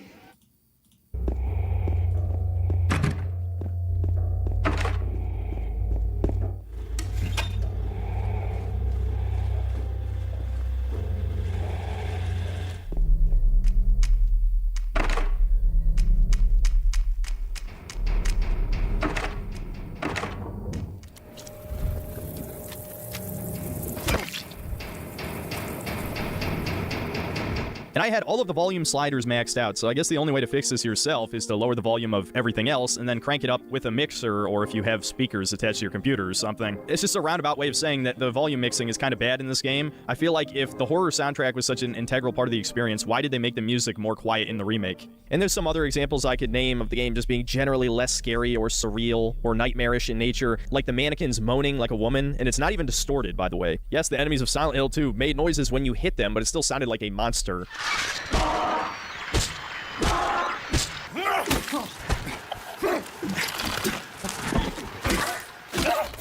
I feel like I've already said this like 3 times this video, but I'm not going to go into any more unnecessary detail on...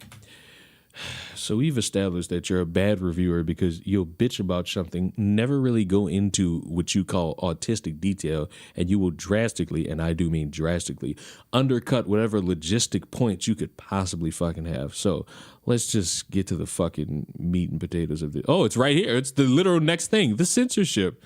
So let's hear it. Now let's move on to something that's less subjective. Let's talk about censorship, because there's been a hell of a lot of gaslighting going on over the past week. A lot of people claiming that nothing has been censored when that is just objectively false. So we're just going to start off with the best example of this, the cutscene right before the first Pyramid Head battle. I tell you why it got censored, especially now. This motherfucker getting head, presumably. I'm probably certain I can't even show this shit.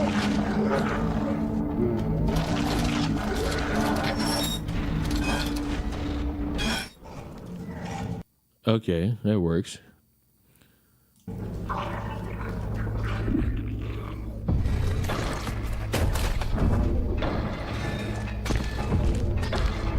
It's one ugly looking creature, I tell you that much. That is one ugly looking creature. There's also two notable pieces of censorship around Maria's character. The first being when she bends over to pick a lock. In the original, James clearly stares at her ass, which I'm going to argue is actually a defining character moment for him. James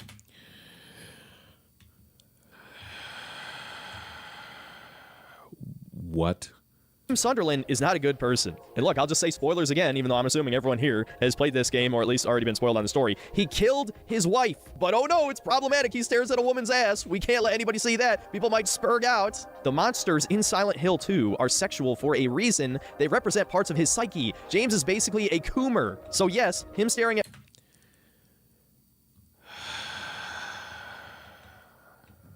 What? Maria's ass is an important character moment that they removed. I'm now starting to realize why he gets called the things he gets called. And shocked, I no longer. Now let's talk about a gameplay element that they censored. You can't hurt Maria anymore. I don't know how the hell all the people who claim to have played the original game forgot about this one, but yes, you can actually hurt and kill Maria, and it gives you a game over in the original Silent Hill 2. Now I get the feeling that the defense for this is going to be, oh, I thought everyone hated escort missions. Here's the thing. You only defend Maria for about 20 to 30 minutes of gameplay in the original.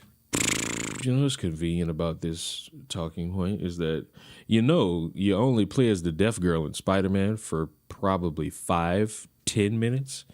And that's a side mission that you could just get over with or choose not to do.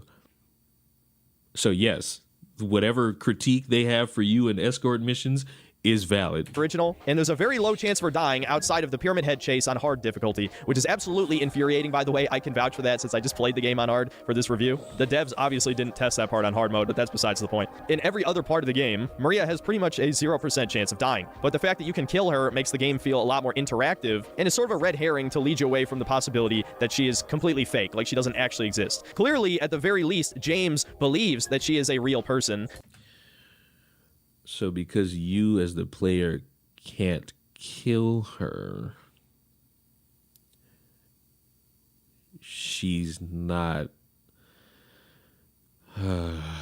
Not cooked up by the town of Silent Hill. But no, it's problematic to let gamers kill women unless they're badass and brave female enemies in a Ubisoft game or something. And of course, the elephant in the room, talking about Maria, is her costume. It's obviously less sexual than the original, and they even show off the original costume when you visit a motel, as if to mock players of the original game. Hey, you think I'd look good in this one? Sure. Not quite the ringing endorsement, but hey, I'll take it. Once again missing the point that Maria is effectively a succubus. And man, I don't know if this qualifies as censorship or not, but speaking of elephants in the room, we have to talk about the ugly women in this game. Oh. No, children, that does not count as censorship, if you were wondering. Boy, this is always my favorite topic because it causes such a knee-jerk reaction in a certain group of people that are not biologically female, let's put it at that. Yes, the women were blatantly made more ugly in this game on purpose. Angela is the most obvious example. She had the biggest character assassination in this game next to Eddie, and I think a big part of that is genuinely making her look like a man. Everyone who's seen the new version of the mirror scene, you know that's a fucking man, dude. Just... All right, class, y'all help me out. Is that a man? Just help me out. We gotta be home by 9 with this one. Can you just like assist me? Like just assist me. Help me. Cause I know we don't get along. I know sometimes we fight. I know sometimes I say things that you all like, try to beat me up over, but one good time. Am I insane? Did I miss the plot? Is that it?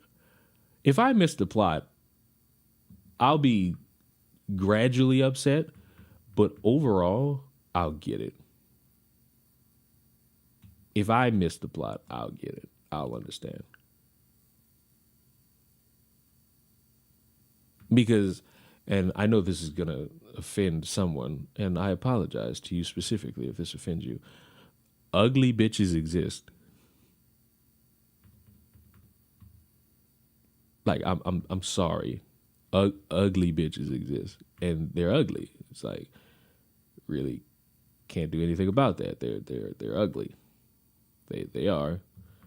It's not their fault. I blame the parents, actually. It's like, your child's ugly because of you. Like, shame on you for cursing your child like that. How dare you hurt them in such a way that really is offensive to them? And that shouldn't have ever been the case. Like, how dare you punish your child in such a way? Like, you were ugly. You met an ugly person and you thought, you know what we should do? Fuck. And make a child. And then that child will be cursed with the ugly. Which reminds me of... It reminds me of a very fucking iconic character.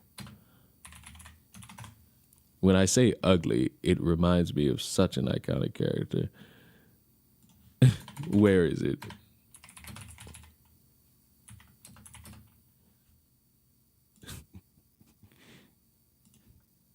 Well, maybe it's just because you're ugly. Ugly?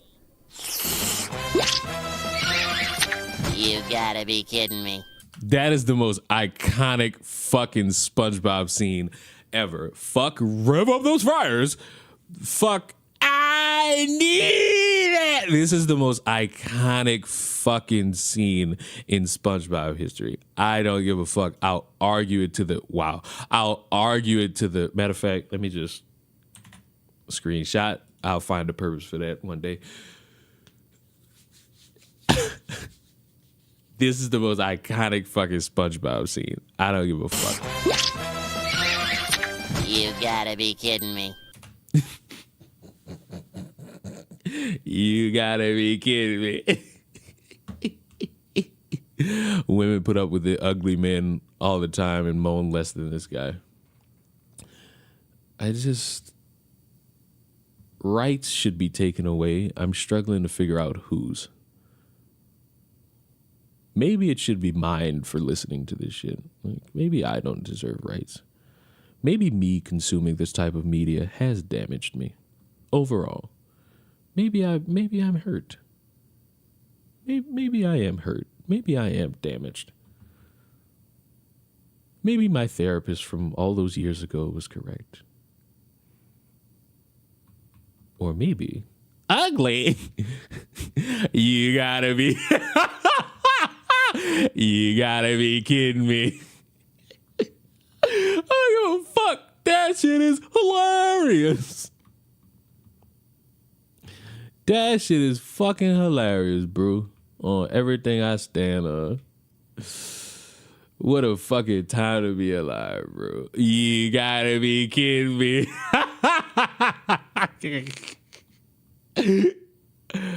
Oh, man.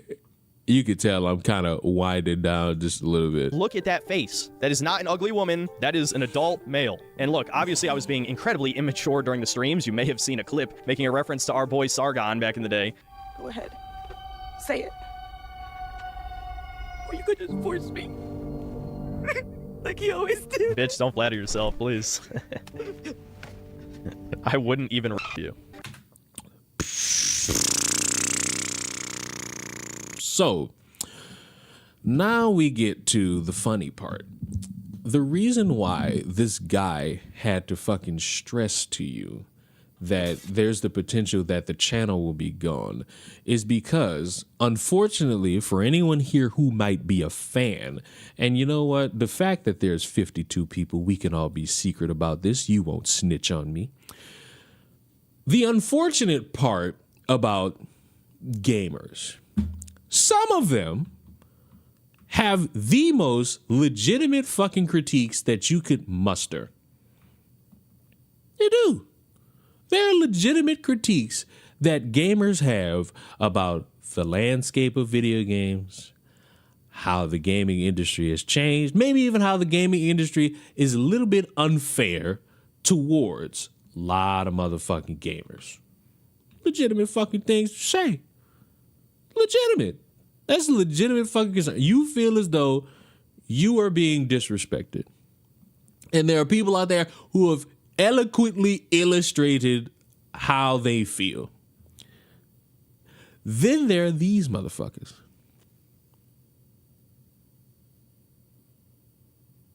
Like there are legitimate people who make legitimate gripes and grievances, or as the regular people call it, criticisms. And those people are fine.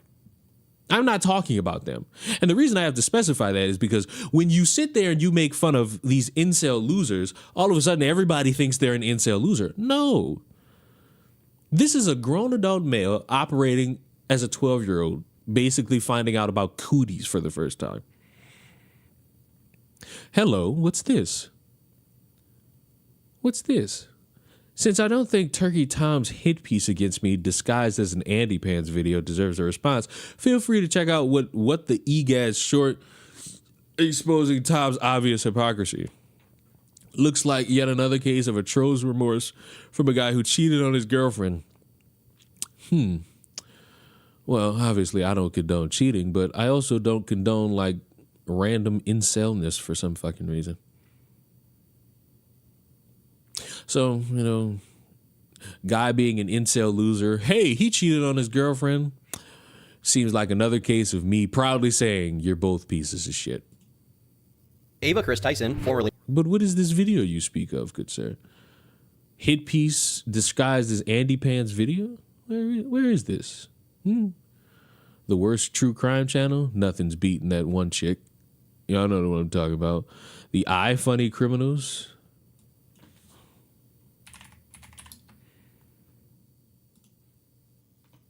Where is this? Is it here? Is it over here? I did not have... Shut up. Oh, the biggest snowflake on YouTube, and it's about Andy Pants. Or is it? Who knows? Because he said it was disguised. So let's see. And I'll be the first to say that I've grown since then, and I've moved on from former views. Yeah, you moved on from the Xbox console warrior grift to the anti-LGBTQ grift. Sure, if that's sure. It is a grift. Some people. It's got a lot of motherfuckers who don't, and I mean do not, do a good job at explaining themselves and how much they hate that maligned fucking stance about the LGBT people. Mm-hmm. Not grift, man. Well, fortunately for you, I don't know next to anything about this. So I'm learning, and I think learning is half the battle. Doom, doom, doom, doom, you know? I think learning's half the battle. It'd be good. Be good to know about learning. You all should learn. If you don't learn, you end up stupid. And we don't want any of you to be like Chris the Narc, now do we? Somebody's going to legitimately think I hate that kid. And it's just like, can't wait for that day. Can't wait till I got to hear about that on my Twitter line. Really? The only motherfucker I've activated is him? Well, fuck, I got 5 fucking things. Oh, wait, active player is Romelio. Romelio, you don't need to be activated. Luke Leakley. Fuck, he go over. Fuck, he go over. Fuck, he go over. Fuck, he go over. Fuck it, Luke, I'm gonna put more abilities on you. I'm gonna make sure.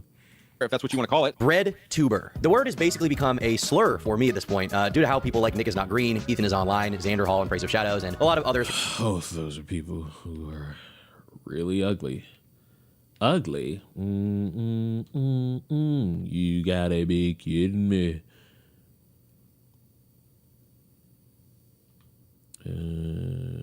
Get that ability, replace.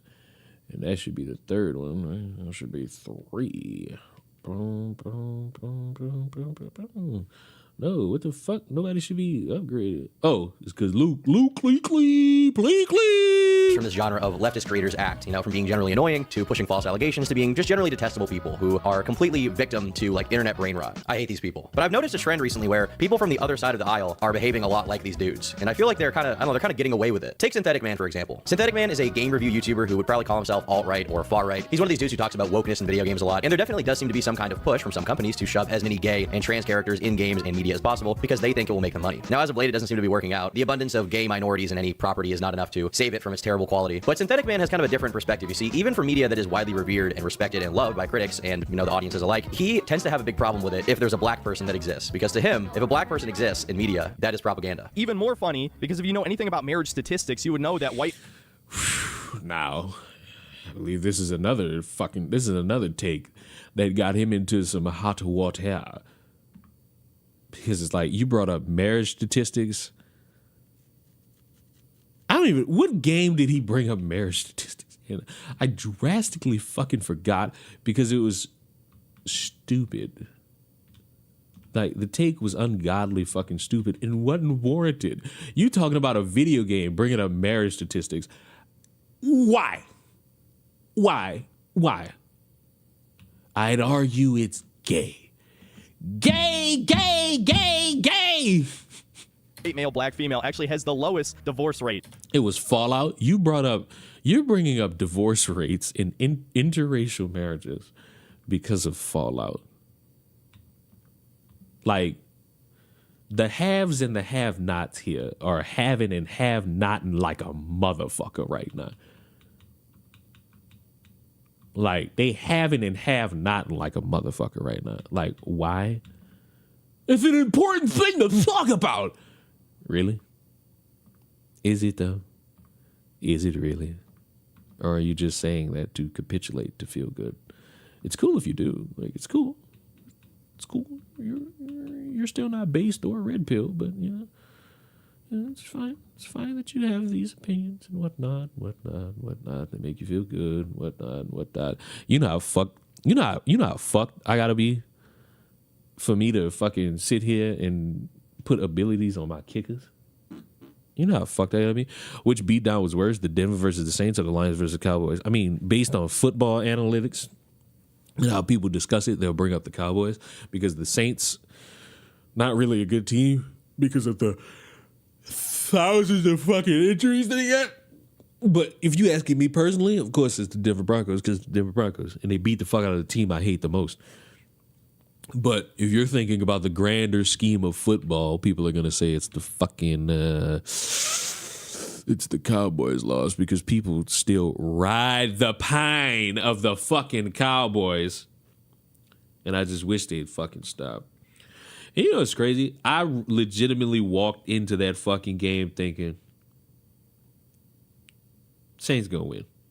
Because watching the fucking offense of the fucking Broncos is like watching my teeth get yanked out my fucking mouth.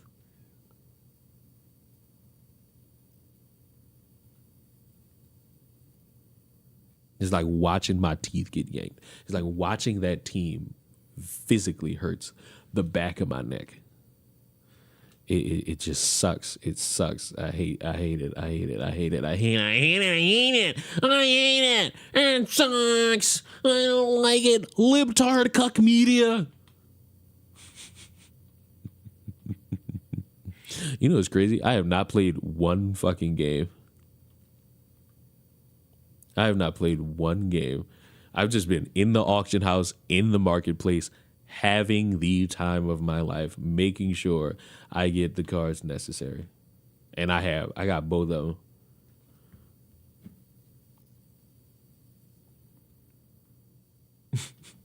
Had to be done. So in a way, you could almost say this is anti-propaganda, but I still think it's promoting race mixing. The TV and movies blow the gaming... See?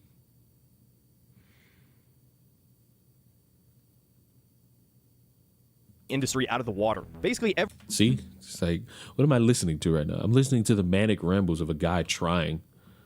Every streaming show I've tried to watch with my mother has had some form of propaganda in it. The dude just sees like a black guy in a TV show and his blood fucking boils. I don't really know what's going on with him. There seems to be some deep sense of insecurity within him because he has a big problem with any interracial couple whatsoever in any piece of media. Like, it just makes him fucking rage. Maybe it's some kind of like porn brain thing. He's endured too much BBC therapy. I don't really know, but it really pisses him off to no end. And we find out her soon-to-be husband is actually a white guy and not ugly. Shocking. But don't worry, they ruined that pretty short. It's not like in the original Fallout games, all the characters were white, but there's something uncanny about this whole thing. We'll put it at that. I'm not gonna make a huge deal over it. Now we get to meet our final main character, Maximus, and it's another pussy-ass black guy. I mean, this is basically what the guy does for a living. He sees a mixed-race couple and he goes, oh, what the heck? A black guy and a white woman? That's fucking disgusting. And don't even get me started. Don't even get me started on the white guy and black woman. I mean, what's going on there? Seriously. Heck, you are not allowed to get any black pussy whatsoever. Mixed-race couple? Cringe. Well, obviously, as a YouTuber with over 100,000 subscribers, a lot of people became aware of Synthetic Man and who he was, and his notoriety made its way all the way to the top of YouTube when Critical decided to talk about him on his podcast in a less than favorable light. There's only one guy that's sticking to his guns about the show is just woke propaganda, it's garbage, and it's the classic Synthetic Man. I don't know if you've seen his like Tears of the Kingdom review. Didn't this motherfucker get so mad at being chewed out in a joking manner by this motherfucker? Like, this dude made that fucking video or did this stream about all this shit and dug at Synthetic Man, and the man felt he was talking as if he genuinely got a friend died. He was talking like a friend died. I can't believe that he would say this about me. Oh, yeah. He's like the last holdout. And I decided to watch what he said about Fallout because I was curious. And one of the first things he mentions is propaganda about race mixing. And it was, I was fucking stunned. What? It was crazy. Yeah, one of his first complaints is that it's propaganda about race mixing in the beginning. It was a pretty short segment on the podcast. They talked about him for all of 2 minutes in a very passive way. It wasn't that mean or aggressive. It was just like, look at this ridiculous guy. He's a silly dude. And you would think, given the relatively fringe political space that Synthetic Man occupies, he would be realistic about the fact that people are going to take note of his channel and talk about it and mock him a little bit. So when he was streaming one day, someone in his chat alerted him to the fact that Charlie had talked about him, and he proceeded to basically have a complete meltdown over it. Critical called me out. Are you fucking kidding me? Critical called me out? Oh my god. You gotta be fucking kidding me. Are you serious? Oh my god. This is the biggest fucking shill campaign ever. And everything's a shield campaign. When you criticize something, you're fighting back to make things cool and edgy and awesome again. But when people see you, hear you out, and then make fun of you, it's a shield campaign. Weak. Here's a life lesson. Any of you motherfuckers, how many of you? Now there's got to be 30. Any of you, 62, Jesus Christ, like the stream. Any of you 60 motherfuckers in here are like the 5 watching on Twitch. Here's some life advice. I know one of you thinks about becoming content creator. You want some advice? Everybody's not gonna like your fucking opinion. Don't try to make them like it. Bring forth the evidence, critique, facts, all you fucking want. Do it. And guess what? They're still not gonna like your fucking opinion. Everyone's not gonna be in favor of your opinion. I'm sorry. It's not gonna happen. You're not gonna get it. They're not gonna fucking like the opinion. Case in point, video I uploaded yesterday. Motherfuckers are sitting here saying, oh, L take Leon.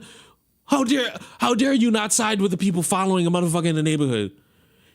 They said he harassed the wife. I told you, I'd be a little bit more mad if a motherfucker harassed my wife and started walking away.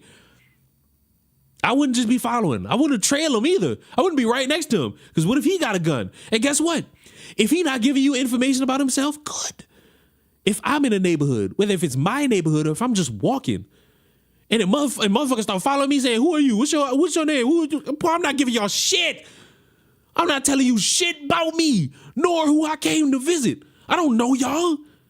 Y'all motherfuckers could be Santa Claus, and I don't like that fat fuck. He still owe me a Batman laptop. And then the motherfucker pulled up on him. This is the part motherfuckers refuse to acknowledge. He pulled up on him and either pulled out a weapon or a gun. And Batman, I don't know how to bring it to y'all. That's not a rational human being. And guess what happened? Yesterday, a bunch of people showed up in that neighborhood just to walk on the sidewalk to see if these motherfuckers would follow them. You know why? Because they went viral for I ain't gonna say ruining a motherfucker's day, following a motherfucker, and they got perceived as racist. Do I think it's racist to follow somebody in a neighborhood? No. Is the element there for other people to see? Yep. Why? because of examples like Ahmaud Arbery, examples like Trayvon Martin. People are going to be behind that shit.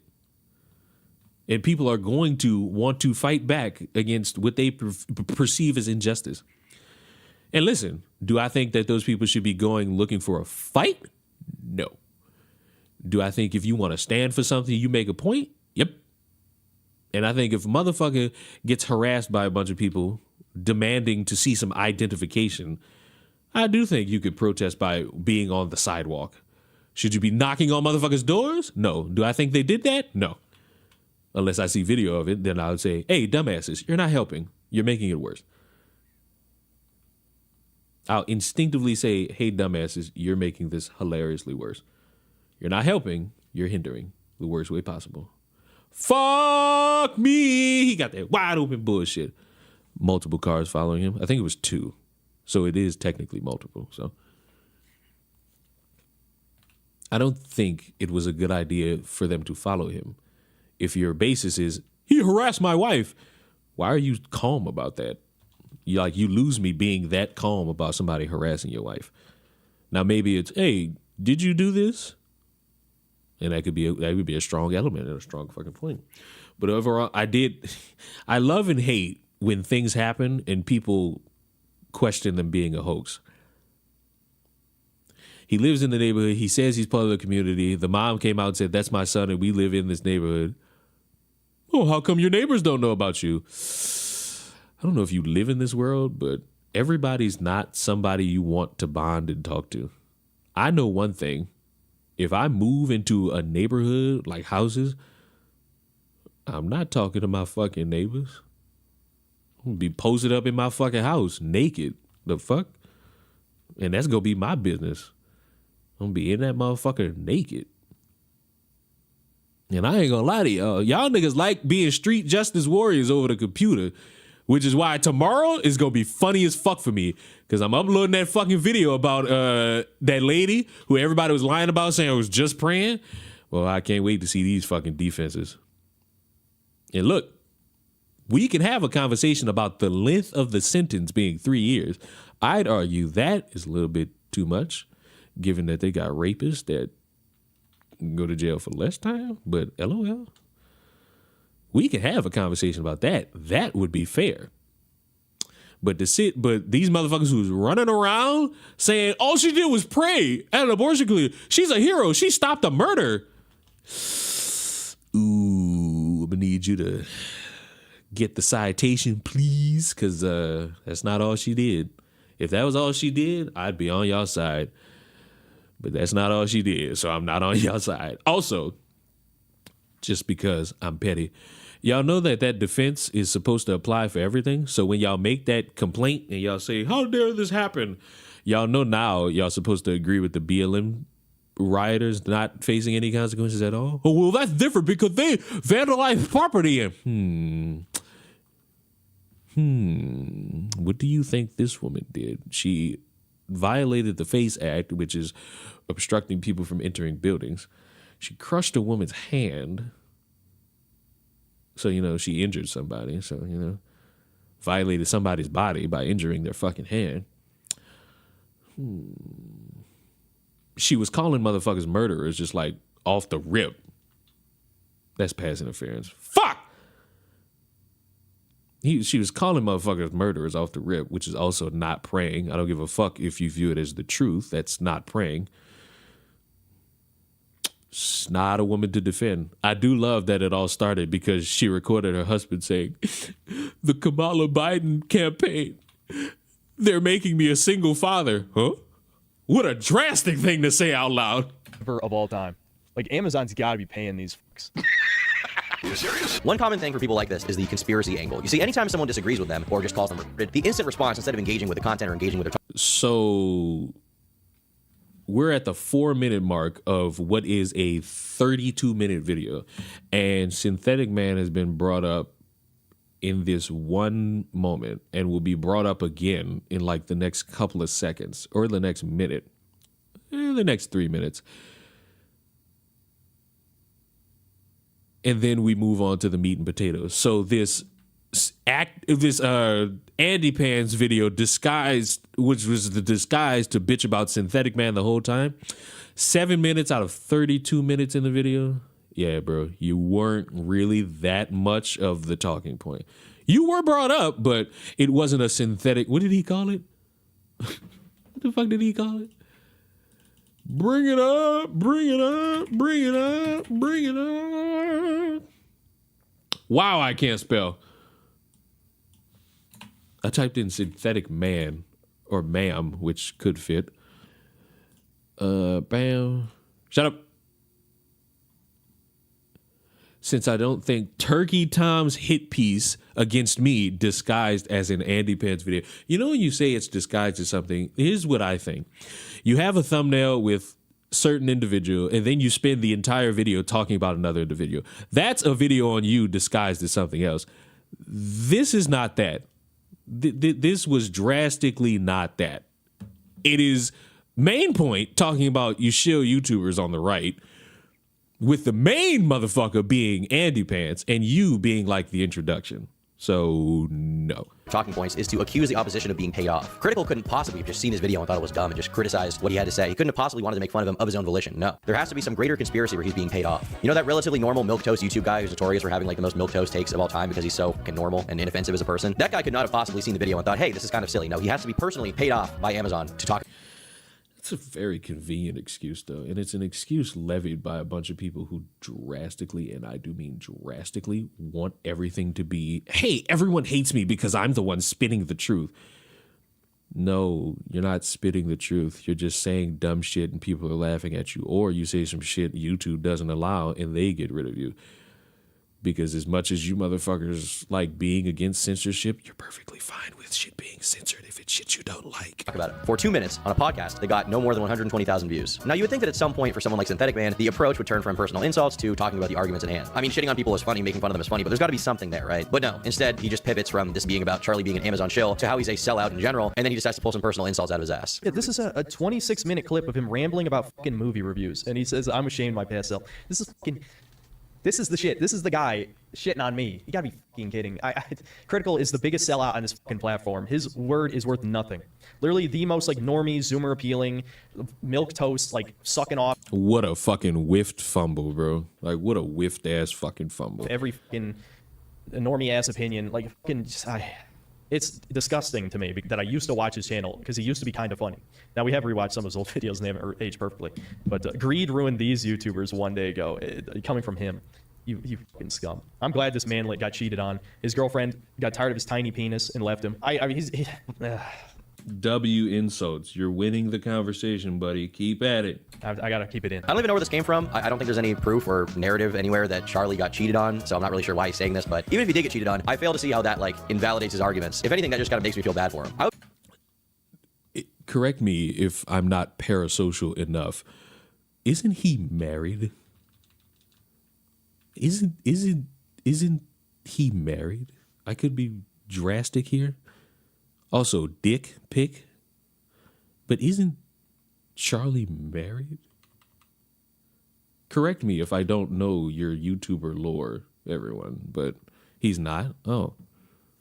So, I don't fucking know what he is. I would be fine with him saying this if the energy from Critical was extremely aggressive. If he was like assaulting his appearance or like shitting all over him repeatedly, just like calling him out ad nauseum, being like, this guy's such a piece of shit, such a terrible person, he's a racist, he's ugly, he's gross, he's dumb, he's low IQ. Like then the energy would kind of make sense there, right? But realistically, that's not what happened. So to me, what this shows is a large level of insecurity from Synthetic Man. And of course, the irony of a guy who looks like this, going after someone for their relationship and talking about how small his dick is many people online are ugly, inside and out. You could throw my hat in that ring, but I promise you this much. Bring us all out to an area where there's a lot of women, I'm walking out with some pussy. Age, adult pussy. Let me specify for you motherfuckers that are drastic. I'm sure not lost on anyone. But he gets what he fucking deserves. That's all I'm saying. I have no sympathy for the manlets. But of course, people like Synthetic Man are not interested in arguments or conversation. They're interested in making one kind of content that caters to one kind of person, and that's really it. Much like Nick is not green, or Ethan is online, or in Praise of Shadows. Everything is political to these people. Everything is some kind of conspiracy. For leftists, it's capitalism, it's Trump, it's fascism somehow. Everything is You're very pretty, Leon. Aren't you married? I will steal you. How many of you have watched Gravity Falls? I have been reminded of a scene. I know. I'm all over the fucking place.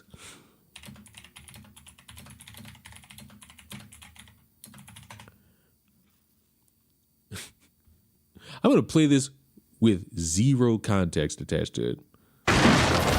Gideon Charles Gleeful, clean up your room this instant. I can buy and sell you, old man.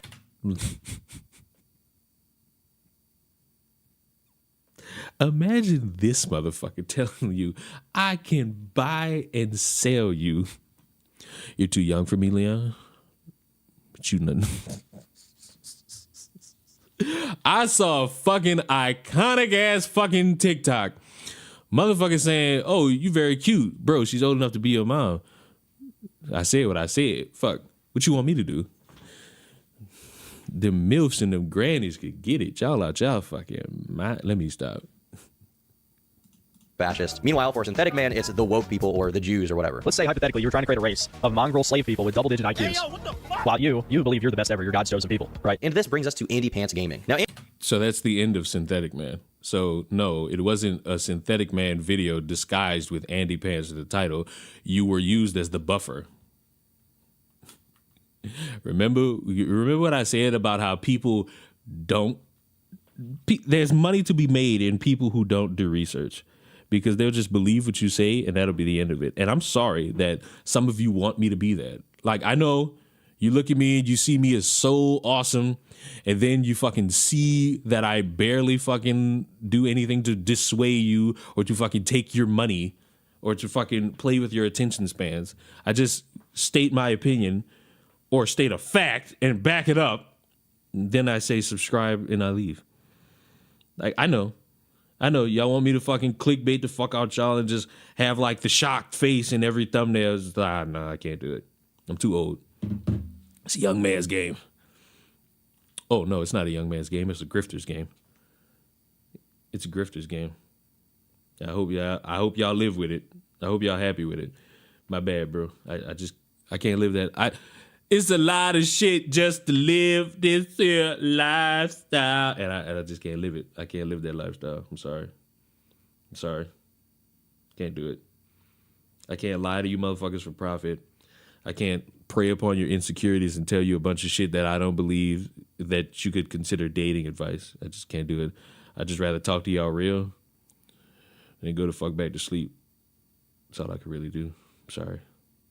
I know y'all expect more out of me. Just can't do it. Just can't do it.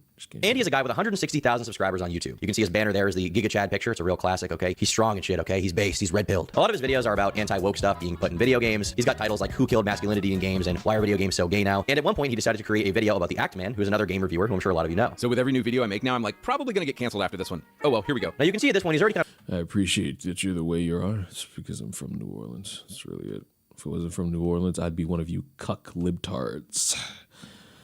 The New Orleans people are based in red pill, and everyone else is inferior to the New Orleanian. Based red pill New Orleanian as I am. You know, people think I either don't pay my heat bill or I don't fucking. What a bad throw! I threw it to the wrong man. I threw it to the wrong man. He got it. I gotta give him that dub. I threw it to the wrong man. He got it. Damn it. Bro got fucking intercepted. Bro, I threw it to the wrong man. There was a man open right in front of me, bro, and I just threw it to the wrong man. What a fucking bell end. What a bell end.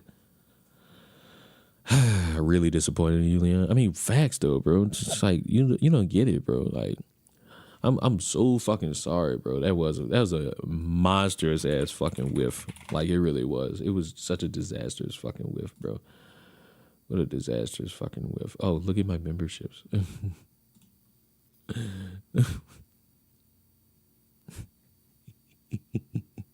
Where's the thing? Where's the thing? Oh, this is my real sincere YouTube apology, boys. Insert you. This is my very some people thought that this was genuine, and I worried about them.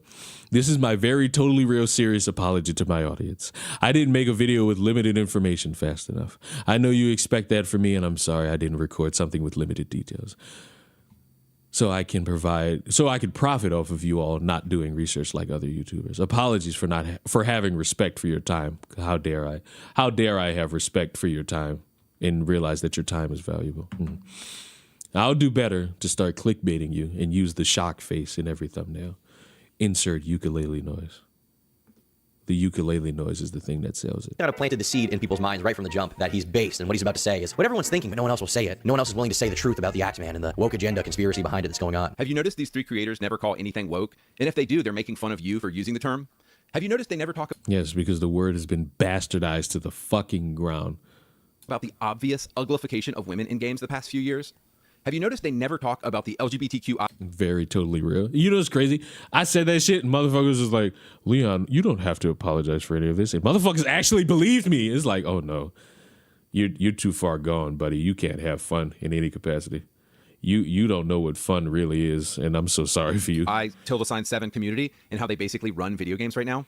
Have you noticed they never point out obvious racism against white people? In fact, what's crazy about that? Everybody who talks about racism against white people are the same people that say racism doesn't exist. So pick something, please. Does racism exist, or is racism only towards a specific group? Like, could you pick one, please? Racism is a made-up construct. That's another thing I've heard. But then when white people get the same type of discrimination, it's now unfair to do, and it's racism. It's like, I'll never really figure that one out. I'll continue to struggle to figure that one out. Like, we could all agree that racism still exists, whether in minute detail or big detail. And we could just, carry on from there. And it would be so cool, based edgy if we did. They'll often say lies like racism against white people isn't possible. Have you noticed none of them ever talk about the trillions of dollars companies make by bumping up their DEI and ESG initiatives and by putting evil, woke Yeah, especially when they make more money because the game sells well. Sense in their games? Have you noticed they never talk about the complete removal of masculinity from video games? So why? Why are these three dudes intentionally avoiding calling out wokeness in games? And here, when I watch this video, I feel like I'm seeing a perfect mirror of the leftist YouTubers I was talking about not that long ago. Those dudes would always complain about how the real problem is capitalism, and by not talking about it, people are trying to pander and hide to avoid the real issues, when really most people who make like commentary or review videos on YouTube just want to talk about the content at hand. They don't want to talk about politics endlessly. I mean, this harkens back to me to how Ethan is online said the critical doesn't understand modern art before saying that this one fan is amazing because the creator of it was gay and his like friend got HIV. I'm going to end this video by telling you about one of my favorite art pieces. It's just a fan, an electric box fan. The description reads, soon after the death of his lover, Steven Arabino from AIDS, Los Angeles conceptual artist Boscovich discovered that Arabino... What the fuck am I listening to? Excuse me? His family had completely cleared out his apartment. An entire person, existence, and relationship had been erased. You can never just call something shit. There has to be a deeper analysis. You have to read into... What the fuck? What the fuck did I just hear? It was a fan. See? Core memory unlocked. Went to the New Orleans Museum of Art, saw a fucking pile of garbage. It was a pile of garbage glued together. And that was a display in the New Orleans Museum of Art. Never have I been more pissed off. Legitimately was pissed off seeing that shit. Got irked. I won't lie. You know how they got motherfuckers who cope, seethe, and maul? I was in the middle of a fucking art museum, coping, seething, and fucking mauling over a fucking garbage pile being viewed as art. Pissed off is what I really was. To see the agenda that Ethan personally wants you to push. And because the Axeman doesn't talk about wokeness in games, he is necessarily a part of the gay woke agenda. He is cowering to it. He doesn't want to piss off the communists in his audience. He says that the Axeman doesn't talk about anti-white racism as if he is obligated to talk about that in any context. He even straight up says that the Axeman thinks that you can't be racist to white people, which is something I've never heard him say, and I have no idea where this is coming from. When I watch the... I can believe he said that. I can believe a lot of motherfuckers have said something akin to that, you know? The Axeman, I'm going to it because I want to see his videos about the quality of games. If you watch his stuff, he's typically not talking... I can understand that because people, progressives, I'm going to stop you right there. It's not just progressives. It's only the ones you choose to fucking watch. I hate to break it to you, but that standpoint is not just for progressives. Case in point, 5 fucking minutes ago, when I said a woman is in jail for 3 years, and for some reason, people are blaming Kamala and Biden, even though she did that shit during the Trump administration. And the plot, she thickens deeper. But no, we need to stop playing this game where it's, oh, I only see one side doing it, so I'm just going to go with that being the side. No, they all do it. They all take these mundane things and turn it into a fucking third country coming down into your fucking land issue. Not really understanding that, oh my God, this is so minute. To keep it on this topic, motherfuckers see a black main character or a female main character, if we're going to bring in Ghost of Yote, and turn it into woke DEI. A mundane topic deeper than what it is. It ain't just progressives, buddy. You can cater to your sides all you want. Pretty sure all of you watching this got a side, and you favor your side, and you know what? That's your right. That's your right to favor your side. It's my right to say, life is worth living. How many of you watch Attack on Titan? I have a drastically amazing edit to fucking show you. I can't spell.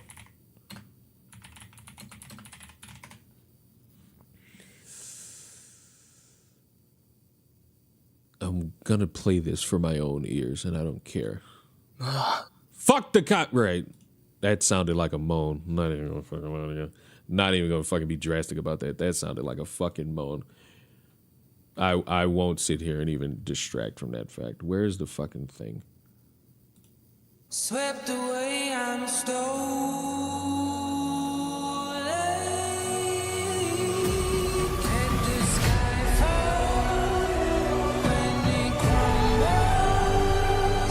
Cinema.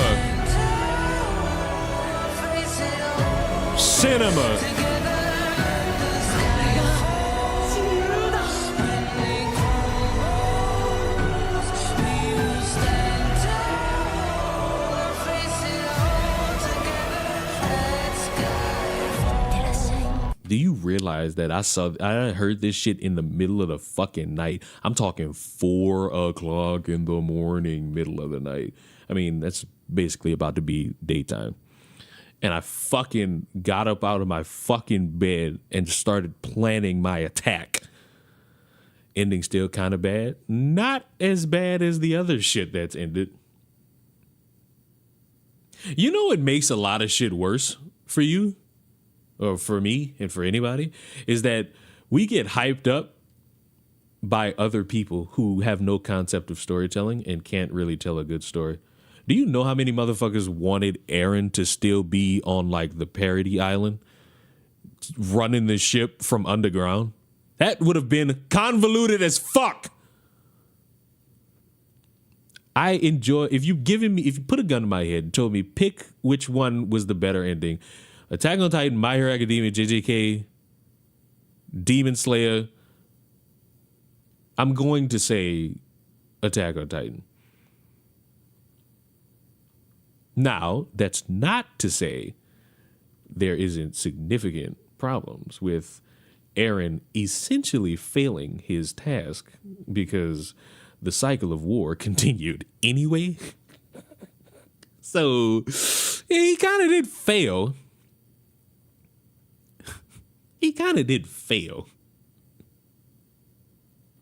But drastically better than, hey, I am no longer a hero. I'm a teacher. So I have nothing to do. What's that? A knock on the door? Oh, it's all my friends. Why are you here? We spent millions of dollars to buy you a suit. Quit your job as a teacher and let's go be heroes, bro. Or, hey, let's just speed run the fuck out of this ending. Yeah, bro. I'm going with Attack on Titan till the motherfucking wheels fall off. I have a wide open man. That's a dot, y'all. $10 million, y'all. Wow. I've deviated so much in this fucking stream, but that's what happens. You come here and like me for the really inconsistent level of gameplay I bring you, along with the incoherent babble and ramble that I also provide. Isn't it awesome? Like, I was literally talking to y'all about Attack on Titan while I was still playing, and I threw a fucking dot. I just had to announce that shit. That was a wide open dot, y'all. $10 million, y'all. Shout out to Spray Baby off TikTok. That's where I got that from. Aaron wanted to kill Titans. That was his goal. He also wanted to save his friends and attribute a little bit of peace for them, and that failed. So let's not just throw that out. Let's not lose sight of that one. There was another goal there too, to make sure his friends were safe. And I'm pretty certain if the ones that survived and lived to die from natural causes probably died from getting their fucking door knocked on by the people coming get them. He wanted to save his homeland. That failed. You know, the Castlevania. First of all, if I had a mod in here, I would convince them to actually get rid of you. But all my secret mods, put your guns down. Don't ban them. It's a joke. But I'll seriously consider that, because how dare you say a slur to me in such a egregious fashion. Don't ever do that again, boy or girl. Or they/them. Talking about the political messaging of these games. Sometimes I don't give a fuck. The one pronoun I'm not going with. I'm not calling no human being a it. Like, I'm not doing it. He will discuss the political conversation around a game and kind of push back against it, but he's rarely talking about like some game and being like, whoa, why are there so many black people here? It's generally not a thing he does, and I don't think he has. He's discussed the politicization of games from people like he's in the conversation around Hogwarts Legacy, which undoubtedly the negative impression around Hogwarts Legacy was from leftist readers who don't care about the quality of the game and just care about the fact that J.K. Rowling is transphobic or whatever. But Andy Pants over here is acting like the Actman has an obligation to discuss what he personally wants him to talk about, which is wokeness. And Andy then switches to the classic tactic of using personal insults. I'm missing lore here. You're not missing lore. I just hate Castlevania the anime. In lieu of any I mean, technically that's your lore, but was that really lore? Or was that just a day in the life? Real arguments. To put it simply, it's because these dudes are cucks. They're pussies. All three of these guys are definitely voting for Kamala Harris in November. I heard Endymion call him Ackman one time, and the label definitely fits. I've never heard Ackman endorse Kamala Harris. Did you just fall out of a coconut tree? I don't know what's wrong with you young people. You think you just fell out of a coconut tree? But let's say he did want to vote for her, okay? Let's say hypothetically he did. Would that mean that everything... Let's say all of these guys did vote for Kamala. So?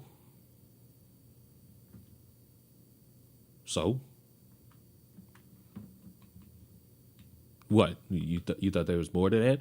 So? Now, somebody will say, oh, it shows a pattern of behavior of leftists and all. Okay, well, nothing stops a motherfucker from saying you're voting for Trump. You're a racist incel who wants to violate women's bodies. You see how we don't really get anywhere with that? And we should probably do a little bit better in expanding our thoughts.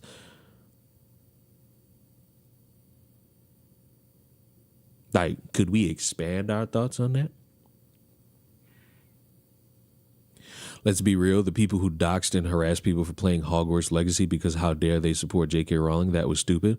Who the fuck here said that that was the right thing to do? So now I'm going to get you again because this is your second time. So the motherfuckers who doxed all these people for laughing at Trump getting shot, making memes out of it, making jokes, walking up to where they work. Is that the same level of stupid, or do we want to make an excuse for that? That is your second time this stream captures clown. That is strike 2 on you. You usually with me, and you usually not with me as in you agree with everything I say. You're supposed to be my only rational motherfucker here. You got motherfuckers like Meaden watching Castlevania anime. You're supposed to be. We supposed to be like this. I know you can't see it, but like we supposed to be entwined in the levels of logisticness. Nobody here, unless I don't see it. I got the chat right in front of me. Nobody here said it was cool to dox people who played Hogwarts Legacy because of my trans rights. Like, it's cool to call everybody cucks if they don't say everything is woke. Like, it's just stupid. These are unserious talking points that don't net anything. Do you notice how all this bitching about games hasn't changed anything? They still come out with games with motherfuckers would argue woke. Oh, a black character.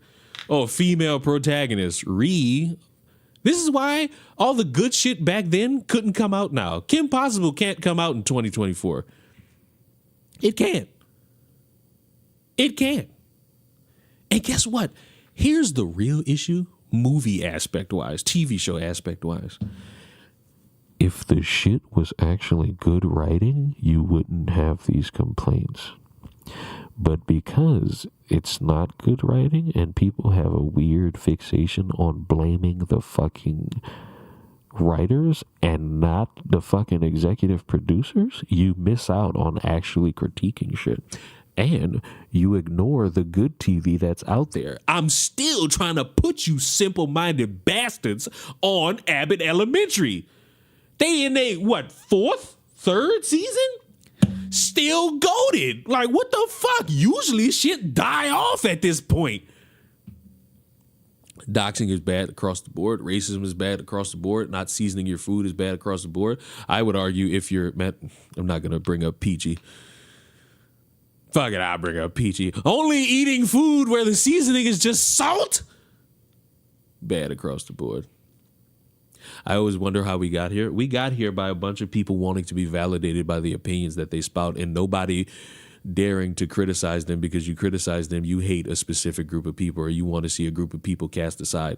You could say that shit in regards to the leftists and you criticize them somehow, you want to see women or black women or Mexican babies eradicated. And if you say that shit to the right, you're a cuck libtard who wants to see people in camps for spouting what they deem are the truth. Tulane is not as good as LSU, but guess what?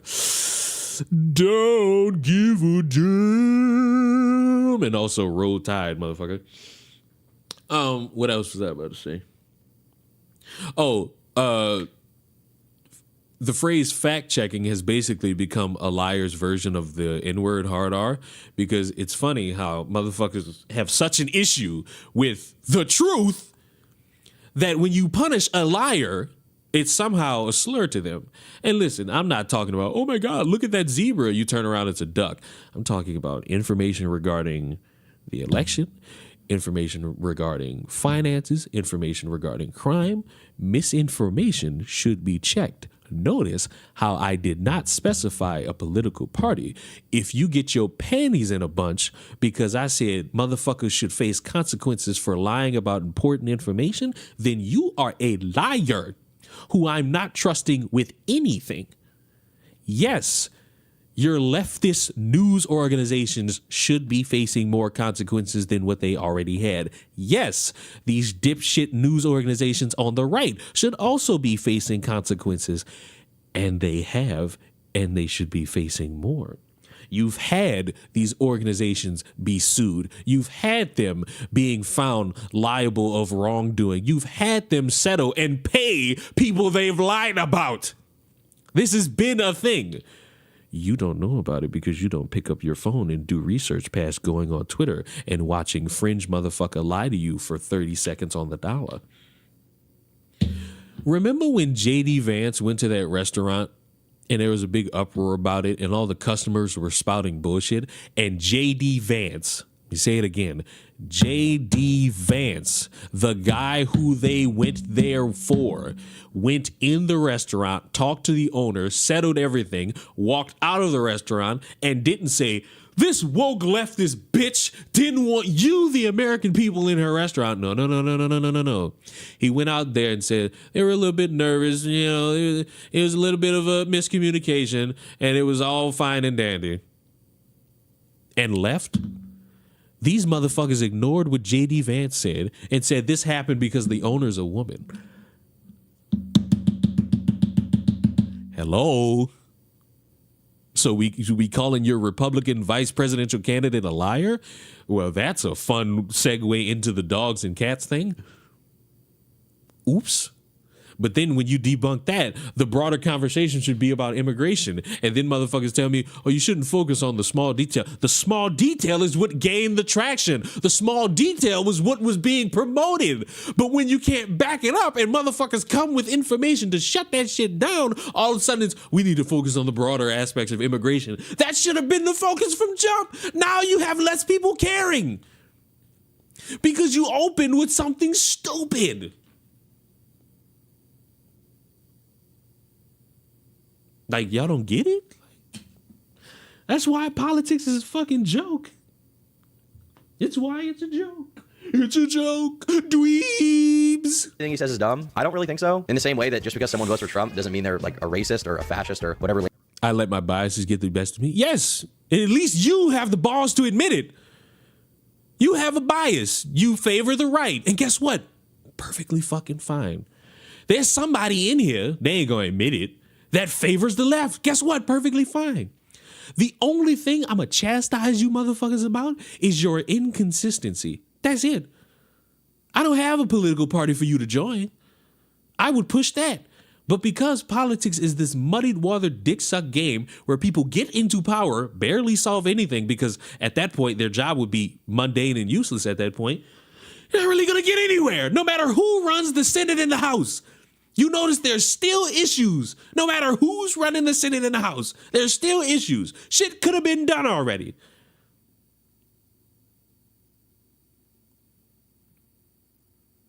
It's easy.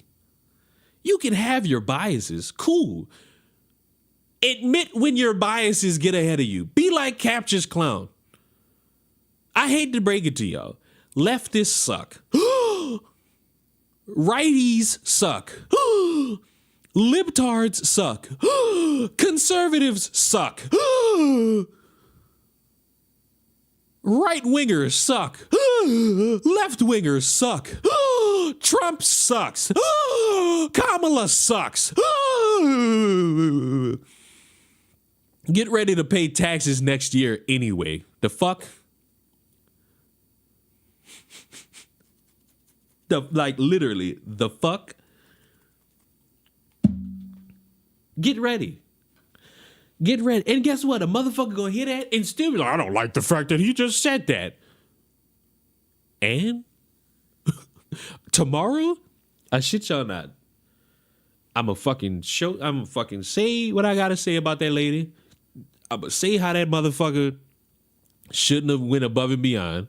And motherfuckers are gonna be like, oh, well, what about this? What about it? Because if we excusing some stupid shit, has someone actually said that? Said what? What specifically? The Creole equals trans thing? Yep. I'm not defending. I don't give a fuck about none of y'all political sides. When I see a motherfucker doing dumb shit, I'm going to call it out. I'm going to say it's dumb. There is no, oh my God, no, they were saving a life. You crush a bitch hand, you're not saving a life. You're arguably assaulting them. Not even arguably, you are assaulting them. That's bad. That's a bad thing to do. Did you see the Undertaker and Kane promote Trump? Yeah. And I also saw the thing that sparked it, which is Batista's video. Now, my drastic question to everybody in here. I'm going to need a genuine yes or a no, and I'm not putting a poll up. Do you care about what celebrities think about this election? If the answer is no, then you shouldn't give a fuck. If the answer is somehow yes, do you care what they have to say, or do you care that they say something you favor or disagree with? Because what I've noticed is that people will loudly say they don't give a fuck when it's a celebrity saying something they don't agree with. But then a celebrity will say something they agree with, then it's,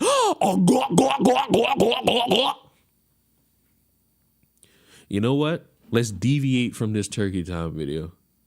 Let's make a bet right now. If I type in black conservative perspective, is there a video regarding The Undertaker and Kane? Is there a video? Nobody check. Matter of fact, putting the poll up. What are the chances? What are the chances? Nobody check.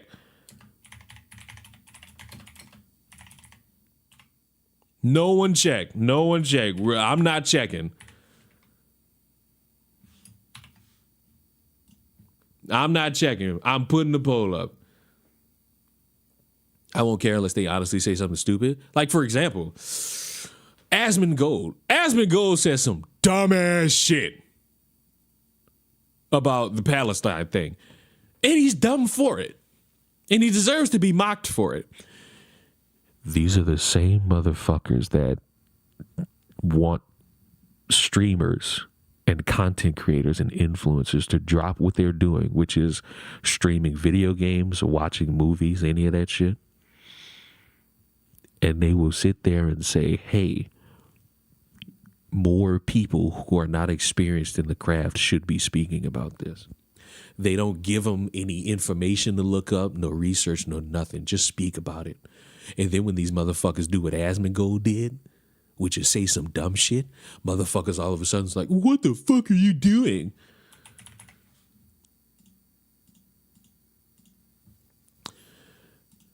What are the chances? What are the chances? What are the chances? There it is. Trump gives epic response to Dave Bautista's deranged rants.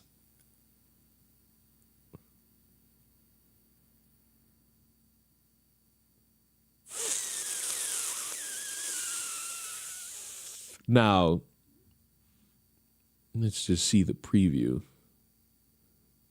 I don't know if he brings it up at all, so I'll have it on the back burner as the kids say, a precaution. I'll make sure it's there as a slight precaution, just to make sure, because maybe it's there, maybe it's not.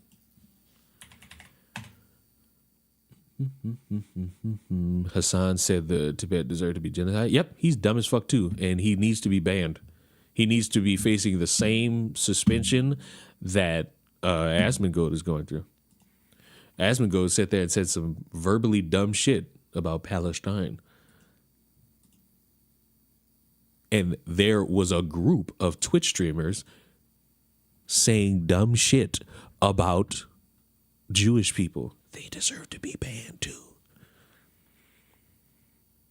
Is an egregious double standard, and I wish this shit would stop.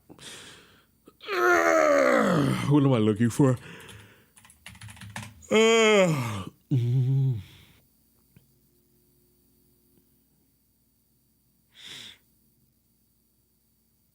No, I need the video. Where's the video? Where's the video? Where's the video? Where's the video? Where's the video?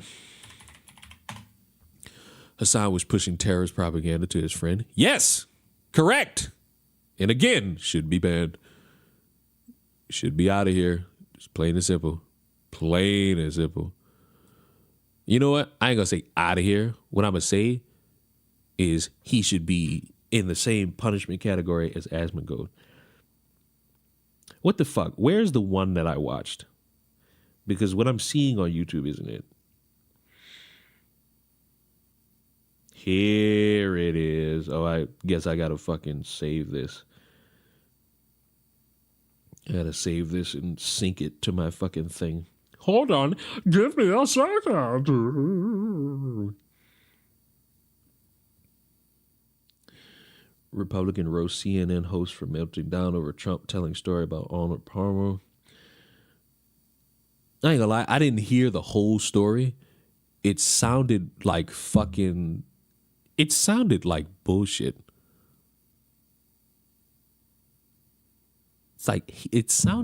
bullshit. He gave stage to a fucking Yep, he did. And he should have been banned for that. He should have been banned for that. Simple. To the point. Simple and to the fucking point.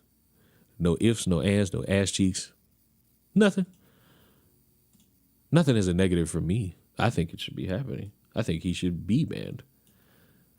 Put that there. Come on, load up. Why is it not loading?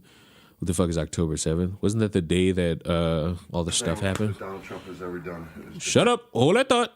Hold that thought, you. Hold that thought, you. And we're gonna... Where is it? There it is. Hey, how are y'all doing? Oh, God, what the fuck is that? Also, let me just be honest with y'all. When Lizzo got up there and said, y'all vote for Kamala, America will end up like Detroit. Yeah. While I'm certain Detroit has made advancements in their city, let's not do that. How about we not do that? Let's not do things like that. Okay, we could do things a little bit better than that. All right. My name is Maxine Kirkpatrick. I am a born and bred Michigander, a fellow on the Michigan One campaign, and president of Students for Harris Walls at Wayne State University. So look, what does this have to do with Batista. What are you hearing? What are you talking about? Well, I think it's social media. I mean, we live in a world of algorithms where you get reinforced what you're already looking at. And if you're a guy and you're looking at football, which leads to something else, which leads to non-talk, it's not surprising. But I think the campaign is doing a good job of trying to overcome that, what's going out. But also, Batista and Undertaker drama is stupid as fuck. Nobody cares about their politics. Buddy, I got some hilarious bad news for you. A lot of motherfuckers saw that shit and cared. And a lot of, like right now, we care right now. We're watching somebody about to give their opinion on it. Yeah? getting on social and going where they are. All right, guys, so we got to talk about masculinity, okay? Because mainstream media really wants to talk about masculinity due to the fact that Kamala Harris's campaign is tanking with men, okay? That's probably one of the main reasons her campaign is tanking. Men are leaving the Democrat Party in droves, and the Kamala Harris ticket is the most feminine ticket in the history of our country. I mean, it is the second attempt at a woman president, so. Right? We've never seen a president and vice presidential ticket as feminine as the Kamala Harris-Tim Walz ticket. And like I've said before, and I'll continue to say it again, I don't know how any straight man with normal testosterone could vote for Kamala Harris and Tim Walz, right? I just don't get it. Okay, I don't understand it. And they do it because of their innate policies and how much they dislike Trump and his lack of policies to give. Give Kamala the credit necessary. She at least came out with something in regards to policies.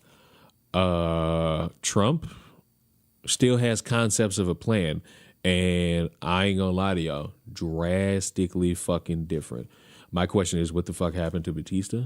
Well, could we be honest? In one picture, he's younger.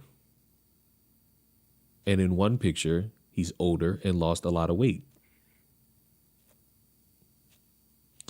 The motherfucker is admitted to losing weight.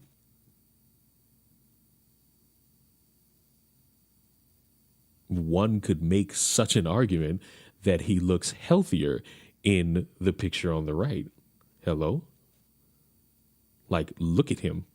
Look at both of those pictures. The man looks healthier. I'm not really seeing it. I thought that was a random black guy. No, it's Batista. Kamala Harris knows this. Tim Walz knows this. The Democrat Party knows this. This is why they are really trying desperately to gain back those men who are leaving the party. This is why they have recruited individuals like, for example, Dave Batista to come out and to trash Trump and to show men that you can be a masculine man. Yes, you can. You can be you can be a man. I don't know when we started adding masculine to this shit. I'd argue 2016. You're just a man. You could be a man voting for Kamala. You could be a woman voting for Trump. You could be a woman voting for Kamala. You could be a man voting for Trump. These personal jabs annoy the fuck out of me, and I'm ready for this election shit to be over with. Still support Kamala Harris. Thing that Donald Trump has ever done. Oh, he showed the video. He showed the video. I wasn't expecting it. So look, we're gonna normal speed this video. And still support Kamala Harris. Thing that Donald Trump has ever done is divided this country. America will only be great if you vote for me. And that's bullshit. It's not making America great. It's making Donald Trump great. Vote for me so I can pardon myself, do anything I want, get away with it. Just a regular guy. But when I look up the definition of narcissist, this is who people want running our country. Everything he loses is rigged. When he won in 2016, because he lost the popular vote was rigged. What a whiny little bitch. The fact that he was convicted of 34 felonies. It was rigged. Guilty of fraud because it was rigged. I know why he's so proud. Turning up Roe versus Wade. And the reason is because he's a massive piece of shit. This dude got laughed out. Now look, very mundane TikTok arguments being thrown by Batista. But Trump's response is not epic. It's literally just, hey, vote for me. The United Nations. I mean, that says a lot. It's got to be the system's rigged. I hate Taylor Swift in all capital letters. Who's more American than Taylor Swift?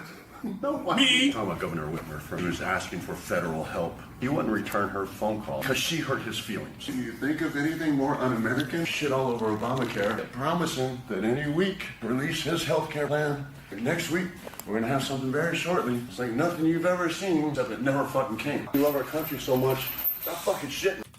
Trump didn't overturn Roe v. Wade as the Supreme Court, but guess what? Motherfuckers are going to blame Trump for it anyway, just like how every other issue is blamed on Kamala and Biden. Keep up.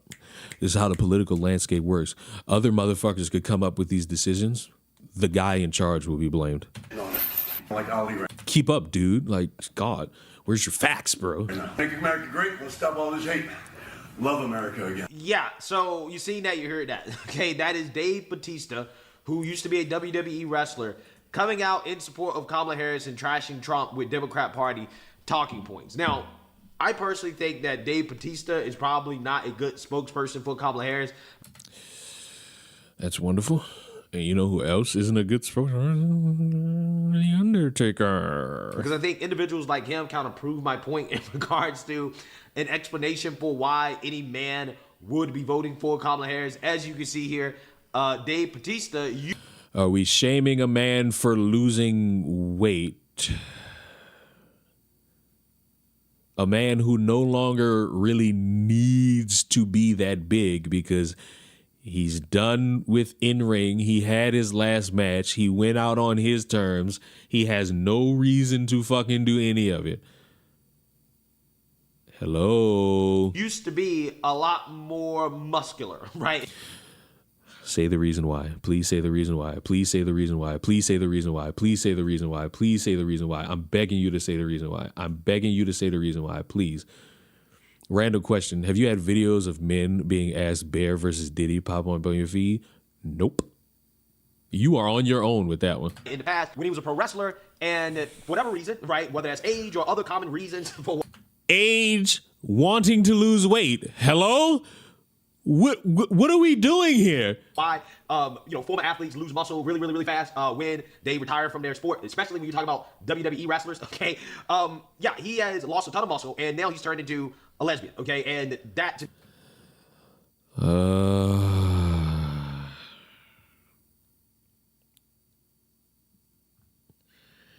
This is the same guy who complained when Amazing Lucas kept saying he wasn't American or from America.